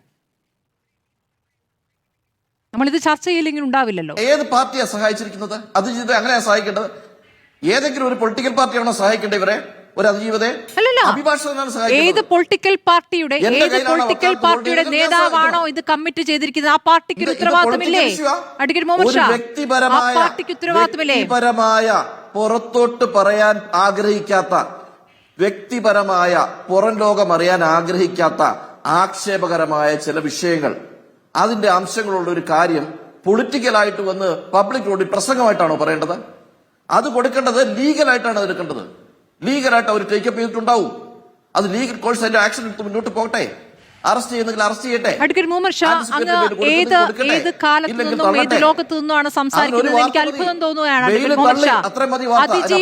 അതിജീവിത ഇതുവരെ പരാതി നൽകിയിട്ടില്ല. അഡ്വക്കേറ്റ് മുഹമ്മദ് ഷാ ഇതുവരെ പരാതി നൽകിയിരുന്നില്ല. എന്തുകൊണ്ട്? ഈ ശബ്ദരേഖ പുറത്തു വന്ന ശേഷം അവർ പരാതി നൽകാൻ മടിച്ചത് എന്തുകൊണ്ടാണ്? ഈ സൈബർ ആക്രമണത്തെ തുടർന്നാണ്. അങ്ങ് ഒറ്റ കാര്യം പറഞ്ഞാൽ മതി. അങ്ങയുടെ മുന്നണിയുടെ ഭാഗമായ രാജ്മോഹൻ ഉണ്ണിത്താൻ ഇന്ന് എന്താണ് പറഞ്ഞത്? അതിജീവിത അഭിപ്രായം, അതിജീവിതം എന്തുകൊണ്ട് കൊടുത്തില്ല, ആര് പറഞ്ഞിട്ട് കൊടുത്തില്ല എന്നൊന്നും മറുപടി പറയേണ്ടതില്ല, പറയാൻ പാടില്ല. ഞാൻ പറയുന്ന അതിജീവിതം ഇപ്പൊ ഒരു പരാതി കൊടുത്തിട്ടുണ്ട്. ആ പരാതി കൊടുത്തതിന് ശേഷം അതിലൊരു ക്രൈം എടുത്തിട്ടുണ്ട്, അതിൽ ഇൻവെസ്റ്റിഗേഷൻ നടക്കുന്നു. ആ സമയത്ത് ചർച്ച ചെയ്യുന്നത് പരാതി എന്താണെന്ന് അങ്ങ് പറയൂ. ഇപ്പോൾ കൊടുത്ത പരാതി എന്താണെന്ന് അഡ്വക്കേറ്റ് മുഹമ്മദ് ഷാ ഒന്ന് പറയൂ. ഇപ്പോൾ കൊടുത്ത പരാതി എന്താണ്? ഡിസ്ക്ലോസ് ചെയ്യാൻ പാടില്ല. അല്ല, എന്താണ് പരാതി? പരാതി ഡിസ്ക്ലോസ് ചെയ്തു എന്നതാണല്ലോ. അത് ഡിസ്ക്ലോസ് ചെയ്യാൻ അഡ്വക്കേറ്റ് മുഹമ്മദ് ഷാ ഡിസ്ക്ലോസ് ചെയ്തു എന്നാണ് പരാതി. അതാണ് അല്ല, അങ്ങ് ചെയ്തു എന്നല്ല, ഞാൻ അങ്ങനെയല്ല പറഞ്ഞത്. ഞാൻ പറയുന്നത് അതിജീവിത കൊടുത്ത പരാതി ഇവിടെ പാർട്ടിയുടെ ഉത്തരവാദിത്തമുള്ള ആളുകൾക്കെതിരെയാണ് അഡ്വക്കേറ്റ് മുഹമ്മദ് ഷാ. ഇതിലെ 3-ാം പ്രതി ദീപ ജോസഫ്, 2-ാം പ്രതി, 1-ാം പ്രതി മഹിളാ കോൺഗ്രസിന്റെ പത്തനംതിട്ട ജില്ലാ സെക്രട്ടറിയായ യുവതിയാണ് രഞ്ജിത പുളിക്കൽ. 4-ാം പ്രതി ആരാണ്? KPCC ജനറൽ സെക്രട്ടറിയാണ് സന്ദീപ് വാര്യർ. ഉത്തരവാദിത്തമില്ലേ ആ പാർട്ടിക്ക്? അതെ, അതെ. അത് ഉണ്ട്, അന്വേഷിക്കണം, ക്രൈം എടുക്കണം, ഇൻവെസ്റ്റിഗേറ്റ് ചെയ്യണം, അറസ്റ്റ് ചെയ്യണം, റിമാൻഡ് ചെയ്യണം. എന്താ കുഴപ്പം അത് ചെയ്ത് കൊടുത്ത പരാതിയുടെ പേരിൽ? അത് വേണ്ടെന്ന് ആരാ പറഞ്ഞത്? ഞാൻ പറയട്ടെ, ഇപ്പോ എനിക്ക് സൈബർ പോലീസിന്റെ ഈ ആക്ഷനോട് വളരെ താല്പര്യമുണ്ട്. ഞാൻ വളരെ ശ്രദ്ധയോടെ അതിനെ കാണുകയാണ്. എന്താണെന്നറിയോ, മെറ്റായുടെ വല്ല എന്താ പറഞ്ഞേ, ഫേസ്ബുക്കിന്റെ ഓണറിന്റെ വല്ല റിപ്പോർട്ടും ആവശ്യമുണ്ടോ എന്നറിയില്ല. കാരണം കാഫിർ കേസിൽ ഞാൻ 2 പെറ്റീഷൻ മൂവ് ചെയ്തിട്ടുണ്ട്. 1.5 വർഷമായി ഇതുവരെ അതിന്റെ റിപ്പോർട്ട് കിട്ടിയിട്ടില്ല. വളരെ സ്പീഡിൽ റിപ്പോർട്ടുകൾ എത്തിക്കാൻ കഴിയുന്ന ഒരു സംവിധാനം നമുക്കുണ്ടെങ്കിൽ അടിയന്തരമായി പല കേസിലും ആവശ്യമുണ്ട്. ഈ കേസിലും അത് ചെയ്യണം. അടിയന്തരമായി മുഴുവൻ രേഖയെടുത്തിട്ട് ഫൈനൽ റിപ്പോർട്ട് കൊടുക്കണം. ഇത് ഫോറൻസിക് ആയിട്ട് കറക്റ്റ് ചെയ്ത് ഫൈനൽ റിപ്പോർട്ട് കൊടുക്കണം. എല്ലാ കേസിലും അത് ചെയ്യണം. ആ ഫൈനൽ റിപ്പോർട്ട് കൊടുക്കുന്ന മൊമെന്റിൽ എന്റെ പെറ്റീഷൻ വരും കാഫിർ സ്ട്രീറ്റ് കേസിൽ. കാരണം എത്ര ദിവസം കൊണ്ട് ചെയ്യാനുള്ള സംവിധാനം ഇവിടെ ഉണ്ടല്ലോ. അത് എന്റെ കേസിൽ ചെയ്യണ്ടേ? അപ്പൊ അതവിടെ നിൽക്കട്ടെ. പക്ഷെ ഞാൻ പറയുന്ന പോയിന്റ് ഇത്രേ ഉള്ളൂ. സ്മൃതിയോട് ഞാൻ പറയുകയാണ്, എന്റെ ഒരു സുഹൃത്ത് നിർദ്ദേശിക്കാൻ പറയുകയാണ്, ഈ ചർച്ചകൾ ക്രൈം എടുത്തതിന് ശേഷം, ക്രൈമിന് മുമ്പുള്ളതും ക്രൈമിന് ശേഷമുള്ള വ്യത്യാസമുണ്ട്. ക്രൈം എടുത്ത് ഇൻവെസ്റ്റിഗേഷൻ മുന്നോട്ട് പോകുമ്പോൾ അതിലെ കണ്ടന്റ്സ് വെച്ചിട്ട്, അതിലെ ബെയിൽ ആപ്ലിക്കേഷൻ കണ്ടന്റ്സ് വെച്ചിട്ട്, നാളെ നടക്കുന്ന ആർഗ്യുമെന്റ്സ് വെച്ചിട്ട് അതെല്ലാം ബേസ് ചെയ്തിട്ട് നമ്മൾ ചർച്ച ചെയ്തുകൊണ്ടേ ഇരിക്കുന്നു എന്ന് പറയുന്നത് സെക്ഷൻ 72 ഒഫൻസ് ആണ് എന്ന കാര്യത്തിൽ എനിക്ക് തർക്കമൊന്നുമില്ല. ശരി, ഞാൻ ഇതുവരെയുള്ള പ്രാക്ടീസിന്റെ അടിസ്ഥാനത്തിൽ ഐഡന്റിറ്റി ആണല്ലോ വിഷയം. അല്ല, സെക്ഷൻ 72 എന്ന് പറയുന്നത് ഐഡന്റിറ്റി ആണല്ലോ വിഷയം. ഐഡന്റിറ്റി നമ്മൾ വെളിപ്പെടുത്തിയോ? നമ്മൾ വെളിപ്പെടുത്തിയിട്ടാണോ? അത് വെളിപ്പെടുത്തിയവരെ കുറിച്ചാണ് നമ്മൾ ചർച്ച ചെയ്യുന്നത്. അത് വെളിപ്പെടുത്തിയവർക്കെതിരെ കേസെടുത്തതിനെ കുറിച്ചാണ് നമ്മൾ ചർച്ച ചെയ്യുന്നത്. അതുകൂടെ പറയാം. അല്ല, അതെങ്ങനെയാ സ്മൃതി എന്ന് അറിയാമോ ഐഡന്റിറ്റി എങ്ങനെയാണെന്ന്? ക്രൈം എടുക്കുന്നതിന് മുമ്പ്, ഇതിന് പ്രശ്നം എന്താണെന്നറിയോ, ക്രൈം എടുക്കുന്നതിന് മുമ്പ് പലർക്കും ഐഡന്റിറ്റിയെ കുറിച്ച് നോളജ് ഉണ്ട്. ക്രൈം എടുത്തതിന് ശേഷം ഐഡന്റിറ്റി പറയേണ്ട ആവശ്യമില്ല. അത് ചർച്ച ചെയ്താൽ തന്നെ ഐഡന്റിറ്റി ഓൾറെഡി പബ്ലിക് സ്ഫിയറിലുണ്ട്. അതുകൊണ്ടാണ് ഈ പ്രശ്നം. ഐഡന്റിറ്റി പലർക്കും അറിയാം. പിന്നെ അതിനെക്കുറിച്ച് ഇതൊന്നും ചർച്ച ചെയ്യാൻ പാടില്ല. കോൺഗ്രസിലെ യുവ നേതാവ്, ഏറ്റവും കൂടുതൽ ഭൂരിപക്ഷത്തിൽ പാലക്കാട് നിന്ന് ജയിച്ച യുവ MLA-യുടെ ഈ ക്രൈം കേരളം ചർച്ച ചെയ്യരുത് എന്നാണ് അങ്ങ് പറഞ്ഞതിന്റെ ഒരു അർത്ഥം. അങ്ങനൊന്നുമല്ല. അങ്ങനെ നിങ്ങൾ ചർച്ച ചെയ്തോളൂ. ഞാൻ പറഞ്ഞത്, നിങ്ങളിപ്പോ രാഹുൽ ഈശ്വർ ചെയ്തത് സെക്ഷൻ 72 ഒഫൻസ് ആണ് എന്നാണ് അലിഗേഷൻ വന്നിരിക്കുന്നത്. അങ്ങനെ ഒരു അലിഗേഷൻ ഉണ്ടെങ്കിൽ ആ ചർച്ചകൾ നടന്നതെല്ലാം സെക്ഷൻ 72 ഒഫൻസ് ആയിട്ട് പറയണം. ഇല്ലെങ്കിൽ നമ്മൾ ആ ചർച്ചകൾ ക്ലോസ് ചെയ്യണം. ഞാൻ ക്രൈം എടുത്തുകൊണ്ടാണ് ഈ പറയുന്നത്. ക്രൈം ഇല്ലെങ്കിൽ ക്രൈം ഇല്ല. ഒരാൾ ഇങ്ങനെ പുകപ്പറ പോലെ പറഞ്ഞുകൊണ്ടിരിക്കുന്നു. ക്രൈം ഇല്ലെങ്കിൽ 72 നിൽക്കില്ലല്ലോ. ക്രൈം ഒരു സ്പെസിഫിക് ക്രൈം വന്നിരിക്കുന്നു വ്യക്തിയുടെ, അല്ലാതെ സുവമോട്ടോ പോലുമല്ല. സ്പെസിഫിക് ആയിട്ടുള്ള എനിക്ക് ഈ വിഷയത്തിൽ ദിനുവിൽ ഇപ്പോൾ ഈ വിഷയം ചർച്ച ചെയ്തുകൂടാ എന്ന് പറയുന്ന അഭിപ്രായത്തോടെ എത്രത്തോളം നിയമപരമായി യോജിക്കുന്നു?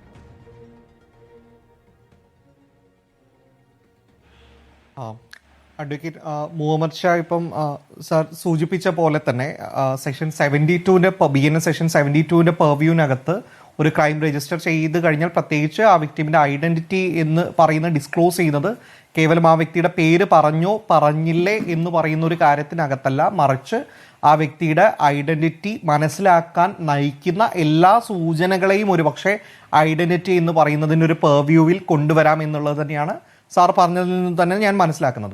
സാർ സൂചിപ്പിച്ച ഒരു കാര്യത്തിനോടുള്ള ഒരു വിയോജിപ്പ്, ഞാൻ ഈ ആസ്പെക്ട് അംഗീകരിക്കുമ്പോൾ പോലും അതിനുള്ള ഒരു വിയോജിപ്പ് എന്ന് പറയുന്നത് വളരെ പേഴ്സണലായിക്കൊണ്ട് 2 വ്യക്തികൾക്ക് ഇടയിൽ നടന്ന ഒരു ക്രൈം, ആ ക്രൈം ഒരു പൊളിറ്റിക്കൽ ഡിസ്കഷനിലേക്ക് പോകുന്നത് കൊണ്ടെത്തിക്കുന്നത് ആരാണെന്ന ചോദ്യം വളരെ പ്രധാനപ്പെട്ടതാണ്.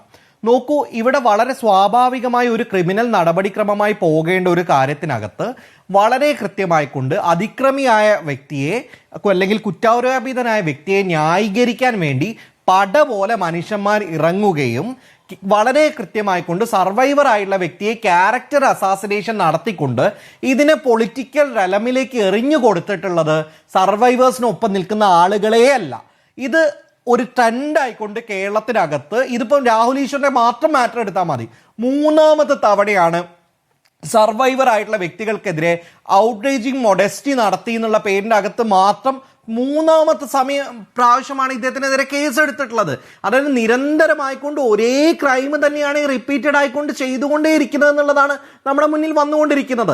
വളരെ കൃത്യമായിക്കൊണ്ട് ഫെമിനിസ്റ്റ് ഡിസ്കോഴ്സ് പറയുന്ന പോലെ തന്നെ പേഴ്സണലി ഈസ് പൊളിറ്റിക്കൽ എന്ന് പറയുന്ന ഘട്ടത്തിലേക്ക് ഇതിനെ പ്രതിരോധിക്കേണ്ട ആവശ്യകത കൊണ്ടെത്തിക്കേണ്ടത് കാലാകാലങ്ങളെ എത്രയോ വർഷമായി സാറിന് വളരെ കൃത്യമായി അറിയാവുന്ന പോലെ തന്നെ വിശാഖ ഗൈഡ് ലൈൻ അടക്കമുള്ളവ ഫെമിനിസ്റ്റ് മൂവ്മെന്റിലൂടെ കൃത്യമായി എടുത്ത കൺസെന്റിനെ കുറിച്ച് മധുരയെ പോലുള്ള ഒരു ട്രൈബൽ കുഞ്ഞിന്റെ ജീവനിൽ നിന്ന് നമ്മൾ ഉയർത്തിക്കൊണ്ടുവന്ന രാഷ്ട്രീയ മൂവ്മെന്റുകളെയൊക്കെ തന്നെ തല്ലിക്കെടുത്തുന്ന പോലെ ഒരു ഇഷ്യൂ ഉണ്ടാക്കി കഴിഞ്ഞാൽ ക്യാരക്ടർ അസാസിനേഷനും പബ്ലിക് ഡിസ്റ്റോറേഷനും നടത്തുകയും കേസിന്റെ മെറിറ്റിനകത്തേക്ക് കോടതി പോകേണ്ട വിഷയങ്ങളെ പോലും ആദ്യമായി പുറത്തേക്ക് കൊണ്ടുവന്നത് മാധ്യമങ്ങളല്ല.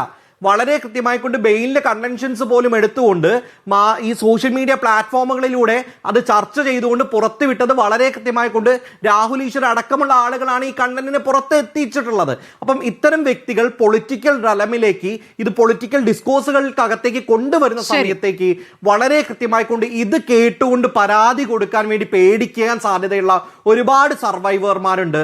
അതുകൊണ്ട് ആവർത്തിച്ച് അവർക്കൊപ്പം തന്നെയാണെന്ന് നിലപാട് ഉറച്ചു പറയേണ്ടി വരുന്നതും അത്തരം സാഹചര്യത്തിൽ തന്നെയാണ്. ശരി ആർഷോയ്ക്ക് അഭിപ്രായം പറയാം. കാരണം അഡ്വക്കേറ്റ് മുഹമ്മദ് ഷായുടെ പ്രതികരണത്തിൽ അതിൽ രാഷ്ട്രീയം കൂടി ഉണ്ടായിരുന്നു. ആ രാഷ്ട്രീയത്തിന് കൂടിയുള്ള മറുപടി നിങ്ങൾക്ക് ഇപ്പോൾ കിട്ടിയിരിക്കുന്ന ഒരു സുവർണാവസരം എന്ന രൂപത്തിൽ നിങ്ങൾ ഇത് ഉപയോഗപ്പെടുത്തുന്നു എന്നുള്ള കാര്യം കൂടിയുണ്ട് ആ പറഞ്ഞതിൽ. സ്മൃതി, ഇതിനകത്ത് അദ്ദേഹം പറഞ്ഞതുമായി ബന്ധപ്പെട്ട് നമ്മൾ ഈ കഴിഞ്ഞ 2 പരാതി മുന്നോട്ട് വെക്കപ്പെട്ടതിന് ശേഷം നടന്നിട്ടുള്ള കേരളത്തിലെ വിവിധ മാധ്യമങ്ങളിൽ ഉണ്ടായിട്ടുള്ള ചർച്ചകൾ, ആ ചർച്ചകളുടെ സ്വഭാവത്തിൽ ഈ പറഞ്ഞ മുഹമ്മദ് ഷാ സൂചിപ്പിച്ചത് പോലുള്ള സ്വഭാവത്തിലേക്ക് ചർച്ചകൾ ഏതെങ്കിലും ചാനലുകൾക്കകത്ത് വഴിമാറി പോയിട്ടുണ്ടെങ്കിൽ അത് നേരത്തെ സൂചിപ്പിച്ച ഈ പെർവേർട്ടിന് കുടപിടിച്ചു കൊടുത്തുകൊണ്ടിരിക്കുന്ന രാഹുൽ ഈശ്വർ പങ്കെടുത്തിട്ടുള്ള ചർച്ചകളാണ്. അദ്ദേഹം ബോധപൂർവം ആ നിലയിലേക്ക് ആ സംവാദങ്ങളെ മാറ്റുന്നതിന് വേണ്ടി ഇടപെടൽ നടത്തിയിട്ടുണ്ട് എന്നുള്ളത് പൊതുസമൂഹത്തിനാകെ ബോധ്യമുള്ള കാര്യമാണ്.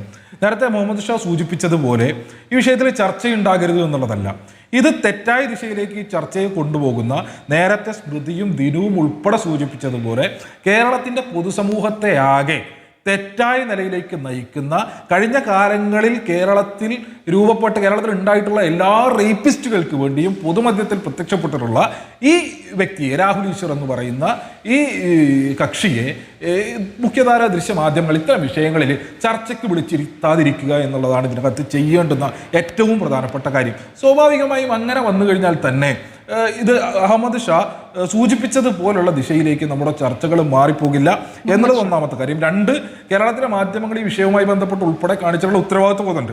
ആ ഉത്തരവാദിത്വത്തെ അല്ലെങ്കിൽ കാണിച്ചിട്ടുള്ള ആത്മാർത്ഥത ചോദ്യം ചെയ്യപ്പെടും.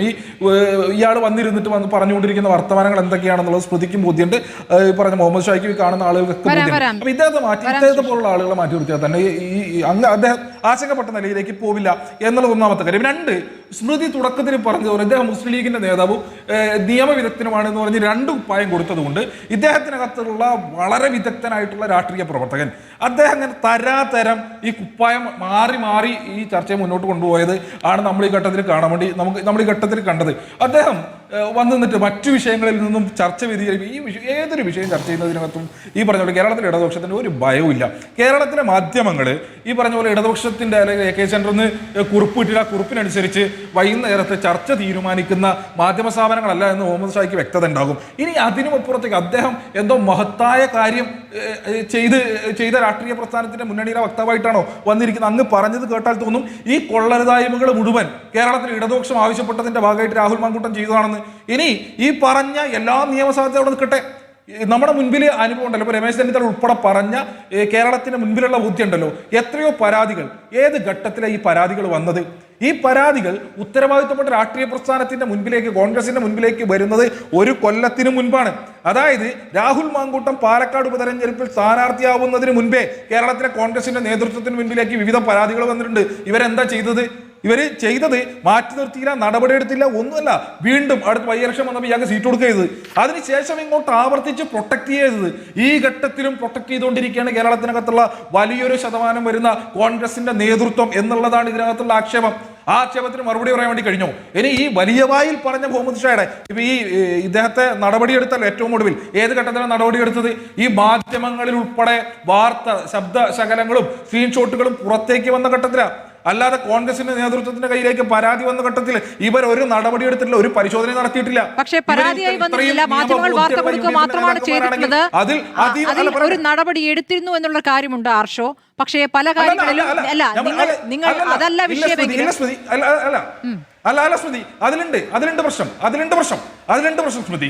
കാരണം ഇതിൽ ഗൗരവ സ്വഭാവത്തിലുള്ള പല പരാതികളും കോൺഗ്രസിന്റെ നേതൃത്വത്തിന്റെ മുൻപിലേക്ക് എത്തിയ സമയത്ത് അവർ ആ പരാതി മറച്ചു വെച്ച് ഇദ്ദേഹത്തെ വീണ്ടും മത്സരിപ്പിക്കുകയൊക്കെ ചെയ്തിട്ടുള്ളത്.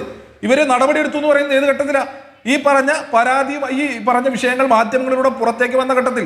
ഇനി അതും ആയിക്കൊള്ളട്ടെ, ഈ വലിയ വായിൽ പറഞ്ഞ മുഹമ്മദ് ഷായുടെ പാർട്ടി ഉണ്ടല്ലോ, ഇവർ നടപടി എടുത്തതിന് ശേഷം ഈ പറഞ്ഞയാള് കുറച്ചധികം കാലം വീട്ടിൽ ഒളിച്ചിരുന്നു, മാധ്യമങ്ങളോട് പ്രതികരിക്കാത്ത സ്ഥിതിയായി, പൊതുസമൂഹമാകെ ഇദ്ദേഹത്തെ മാറ്റി നിർത്തണം എന്ന് പറഞ്ഞ ഘട്ടത്തിൽ അകറ്റി നിർത്തേണ്ടുന്ന ഒരു സൈക്കോപാത്താണ് എന്ന് പറഞ്ഞ ഘട്ടത്തിൽ ഇദ്ദേഹത്തിന് വേണ്ടി വേദി ഒരുക്കി കൊടുത്ത രാഷ്ട്രീയ പ്രസ്ഥാനം ഏതാ?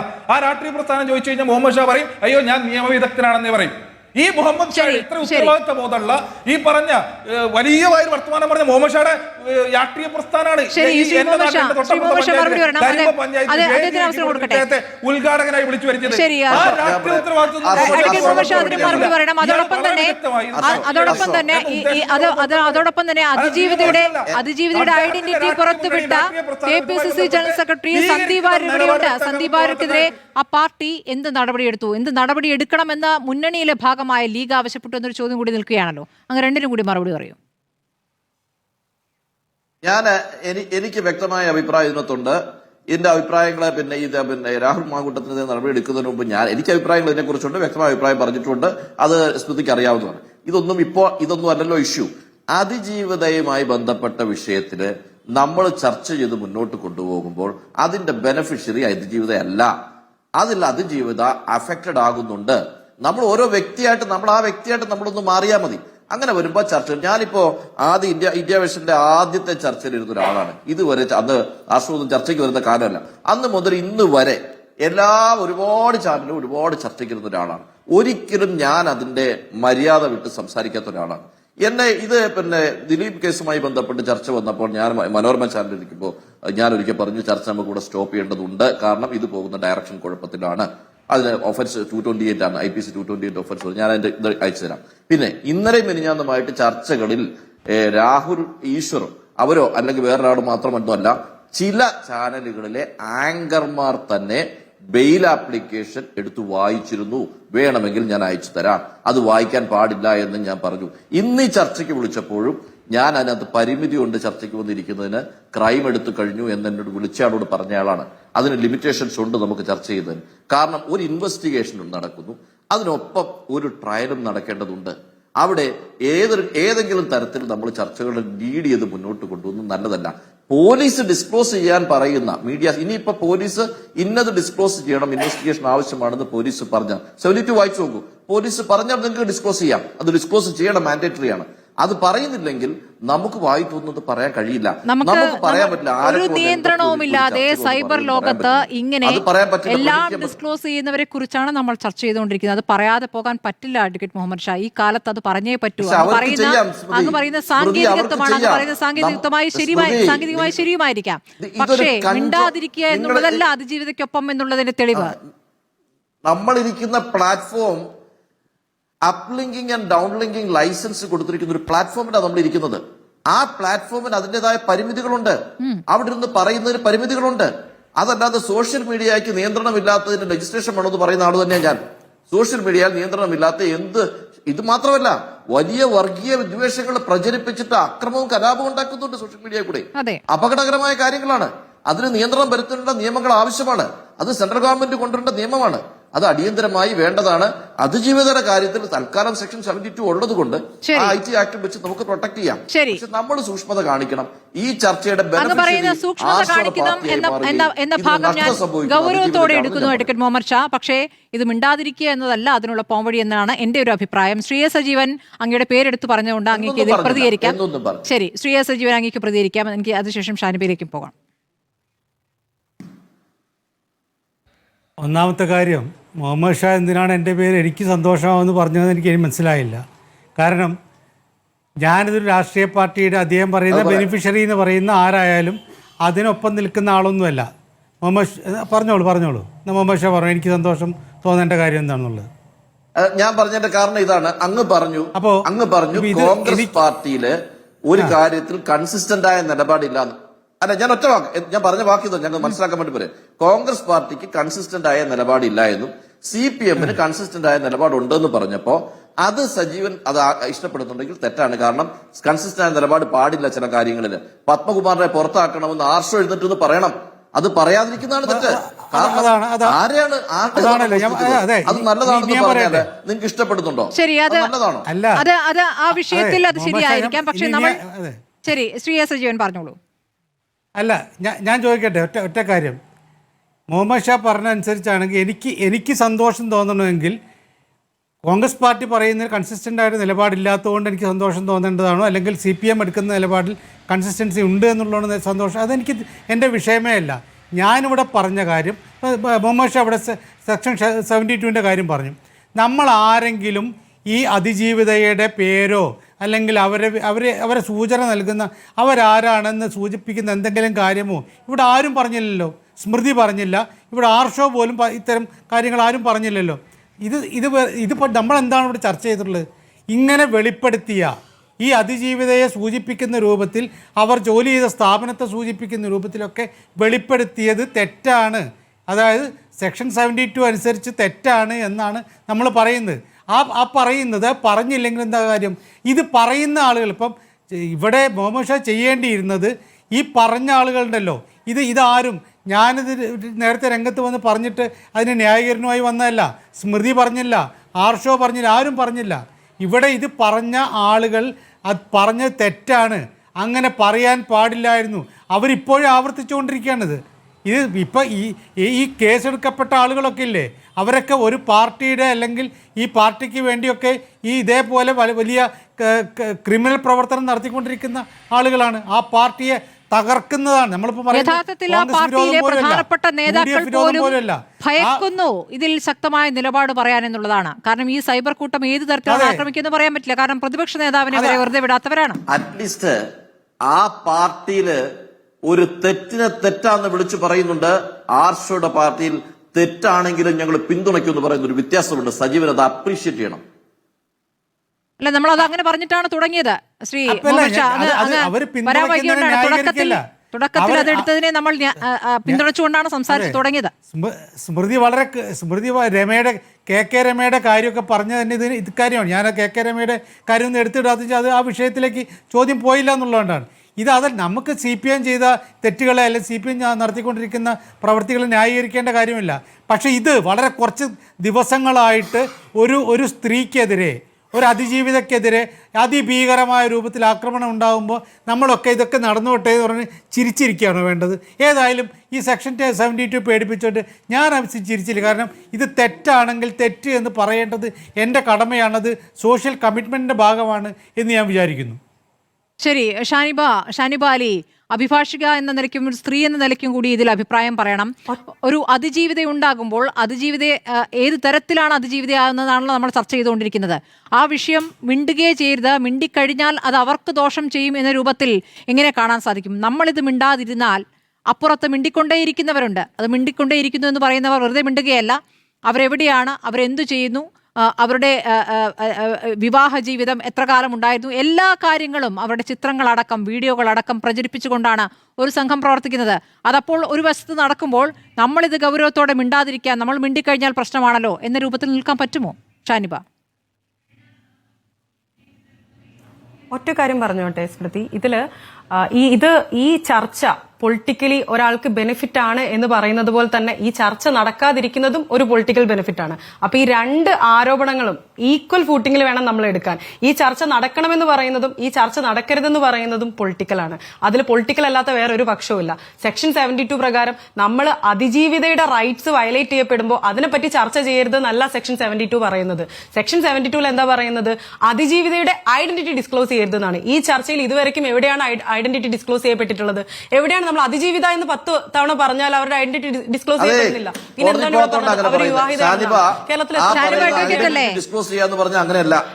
ഇത്ര ബാലിശമായിട്ട്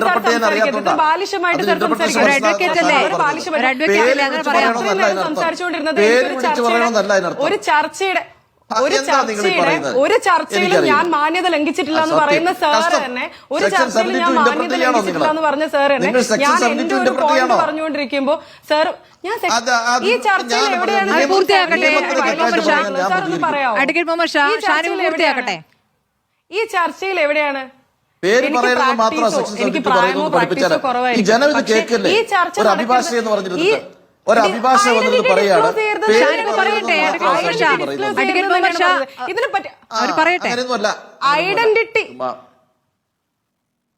ഐഡന്റിറ്റി ഡിസ്ക്ലോസ് ചെയ്യരുത് എന്ന് പറഞ്ഞു കഴിഞ്ഞാൽ, അതിജീവിത എന്ന് പറഞ്ഞാൽ ഐഡന്റിറ്റിയുടെ ഡിസ്ക്ലോഷർ ആവില്ല. നമ്മൾ അതിജീവിതയെ പറ്റി ചർച്ച ചെയ്യരുത്. ഇവിടെ ആരും അതിജീവിതയെ പറ്റി അല്ല ചർച്ച ചെയ്യുന്നത്. ഈ ചർച്ച അതിജീവിതയെ പറ്റിയല്ല. അതിജീവിതയെ പറ്റി ചർച്ച ചെയ്യാൻ ആർക്കും റൈറ്റ് ഇല്ല. അവരുടെ ഐഡന്റിറ്റി ഡിസ്ക്ലോസ് ചെയ്യാൻ ഒരാൾക്കും പറ്റില്ല എന്ന് പറയുന്നതായിരുന്നു.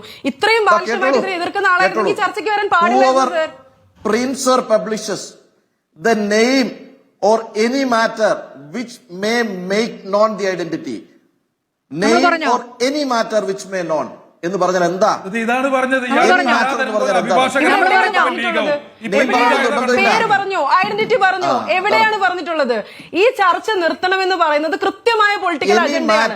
ഇത് ചർച്ച ചെയ്യപ്പെടരുതെന്ന് പറയുന്നത് കൃത്യമായ പൊളിറ്റിക്സ് ആണ്. പറയണമെന്നല്ല, which may make known, which may make known. അത് ദിനുവിന് മനസ്സിലായി. which may make known എന്ന് പറഞ്ഞാൽ പേര് പറയണമെന്നില്ല. ആയിക്കോട്ടെ, മനസ്സിലാക്കാൻ സാഹചര്യം അല്ല പേര് മനസ്സിലാക്കാൻ സാഹചര്യമാക്കാൻ നമ്മളിവിടെ ചർച്ച ചെയ്തത്. നമ്മളിവിടെ സൈബർ ഇടത്തിലെ ആക്രമണങ്ങളെ കുറിച്ചല്ലേ അവർക്കെതിരെ പറഞ്ഞുകൊണ്ടിരിക്കുന്നവർ. അത് അങ്ങ് ഒരു കാര്യം കൂടി ഉത്തരവാദിത്തോട് പറയണം. അങ്ങയുടെ മുന്നണിയിലെ കോൺഗ്രസിലെ KPCC ജനറൽ സെക്രട്ടറി ഇതിൽ 4ാം പ്രതിയാണ്. ഐഡന്റിറ്റി ഡിസ്ക്ലോസ് ചെയ്തതിൽ 4ാം പ്രതിയാണ്. അങ്ങ് അതിലെങ്കിലും ഉത്തരവാദപ്പെട്ട ഒരു മറുപടി പറയൂ. അവർക്കെതിരെ ക്രൈം എടുത്തു, അവർ ഡിസ്ക്ലോസ് ചെയ്തെങ്കിൽ അറസ്റ്റ് ചെയ്യും. അത് സർക്കാർ ചെയ്യുന്നു, അത് പോലീസ് ചെയ്യുന്നു, അത് പോലീസ് ചെയ്യുന്നു. അതിലൊരു കമന്റ് പറയൂ, അങ്ങയുടെ ഒരു കമന്റ് പറയൂ. അല്ലെങ്കിൽ ഒരു കമന്റ് ഉണ്ടാവുമല്ലോ.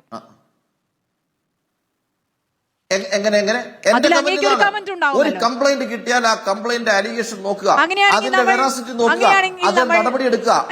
അങ്ങനെയാണെങ്കിൽ മുകേഷിന്റെ വിഷയം, മുകേഷ് MLA വിഷയം നമ്മൾ ചർച്ച ചെയ്തല്ലോ അല്ലേ? പാലത്തായി കേസ് ചർച്ച ചെയ്തല്ലോ. അപ്പോൾ ഈ പറയുന്ന ഈ ഇരകൾക്ക്, അതിജീവിതകൾക്ക് ഒപ്പമൊന്നും ഒരു വിഷയവും ചർച്ച ചെയ്യേണ്ടതില്ല. ചർച്ച ചെയ്തു കഴിഞ്ഞാൽ അവരാരാണെന്ന് അറിയുമെന്ന രൂപത്തിൽ മിണ്ടാതിരിക്കാമെന്നാണോ? അതാണോ മാധ്യമധർമ്മം? അതിജീവിതക്കെതിരെ സംസാരിച്ചതിന്റെ കംപ്ലൈന്റ് എഴുതി കൊടുത്തയാളാ ഞാൻ. 5 കൊല്ലം മുമ്പ് കംപ്ലൈന്റ് എഴുതി കൊടുത്ത ആളാ ഞാൻ. ഇതുപോലെ വിഷ്വൽ മീഡിയയിൽ വന്നിരുന്ന് സംസാരിച്ചതാ ഒരു പോലീസ് ഓഫീസർ. ആ കംപ്ലൈന്റിൽ ആക്ഷൻ എടുത്തിട്ടില്ല ആർഷയുടെ പാർട്ടി, അതിജീവിതയുടെ അമ്മയ്ക്ക് വേണ്ടിയിട്ട്.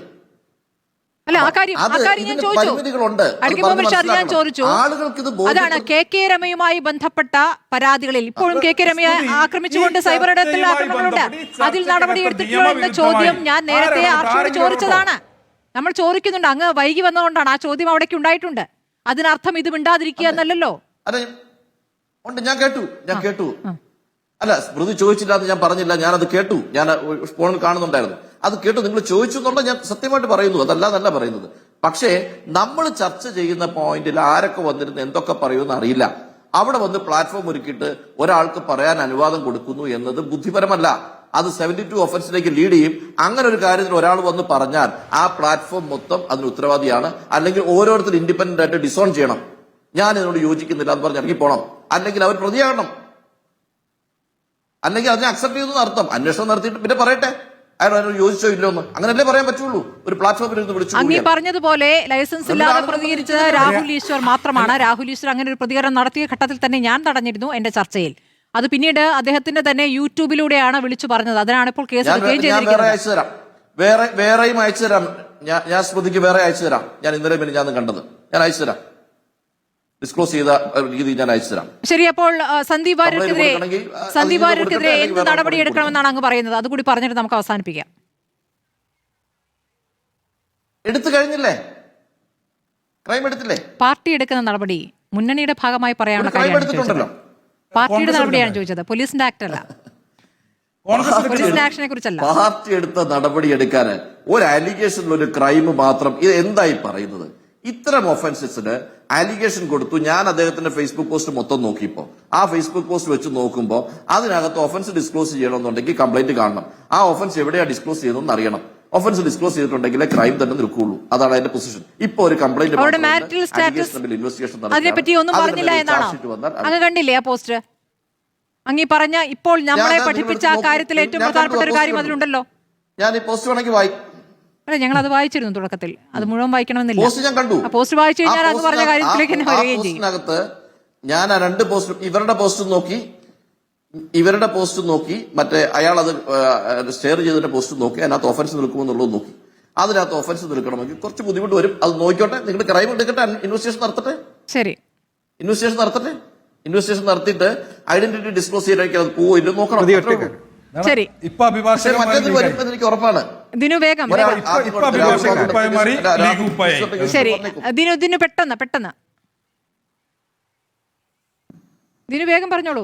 ഇവിടെ തെരഞ്ഞെടുപ്പിനെ കുറിച്ചുള്ള വലിയ ആകുലത പറഞ്ഞുകൊണ്ട് ഒറ്റ കാര്യം തിരഞ്ഞെടുപ്പിനെ കുറിച്ചുള്ള വലിയ ആകുലത പറഞ്ഞുകൊണ്ട് ഒരു തിരഞ്ഞെടുപ്പിനകത്ത് ഒരുപക്ഷെ ലൈംഗിക അതിക്രമം സംബന്ധിച്ച അതിന്റെ അകത്ത് എന്താണ് അക്യൂസ് പേഴ്സന്റെ കാര്യങ്ങളൊന്നും ചർച്ച ചെയ്യേണ്ട എന്നുള്ള കാര്യമല്ല, മറിച്ച് ഒരു തെരഞ്ഞെടുപ്പിൽ കൃത്യമായി ഒരു ലൈംഗിക അലിഗേഷൻ ഉണ്ടായിക്കഴിഞ്ഞാൽ, അതിക്രമത്തിന്റെ അലിഗേഷൻ ഉണ്ടായിക്കഴിഞ്ഞാൽ അതിൽ എന്ത് നിലപാടാണ് പാർട്ടികൾ സ്വീകരിച്ചത് എന്നുള്ള കാര്യം തീർച്ചയായിട്ടും ഒരു തിരഞ്ഞെടുപ്പിൽ ചർച്ച ചെയ്യേണ്ട വിഷയമാണ്. എന്ത് നിലപാടാണ് ലൈംഗിക അതിക്രമത്തിൽ രാഷ്ട്രീയ പാർട്ടികൾ കൈക്കൊള്ളുന്നത് എന്നുള്ളത് തെരഞ്ഞെടുപ്പിൽ തീർച്ചയായിട്ടും ചർച്ച ചെയ്യേണ്ട വിഷയമാണ്. അതിൽ അനുകൂല നിലപാടുകൾ,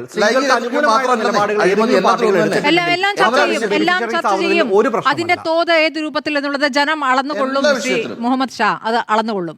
വളരെ നന്ദി. ലൈംഗിക അതിക്രമം നടത്തിയ ഒരാൾക്കെതിരെ അയാളെ പുറത്താക്കി. ശരി, അത് അഭിമാനിക്കാം. അതിനുശേഷം വന്ന പ്രതികരണങ്ങളും അഭിമാനിക്കാനുള്ളതാണോ എന്നുള്ളതാണ് ചോദ്യം. വളരെ നന്ദി Shri PM Arshu, advocate Muhammad Shah, Shri A Sajeevan, Dinu Veyil, Shanibali ചർച്ച സജീവമാക്കിയതിന്.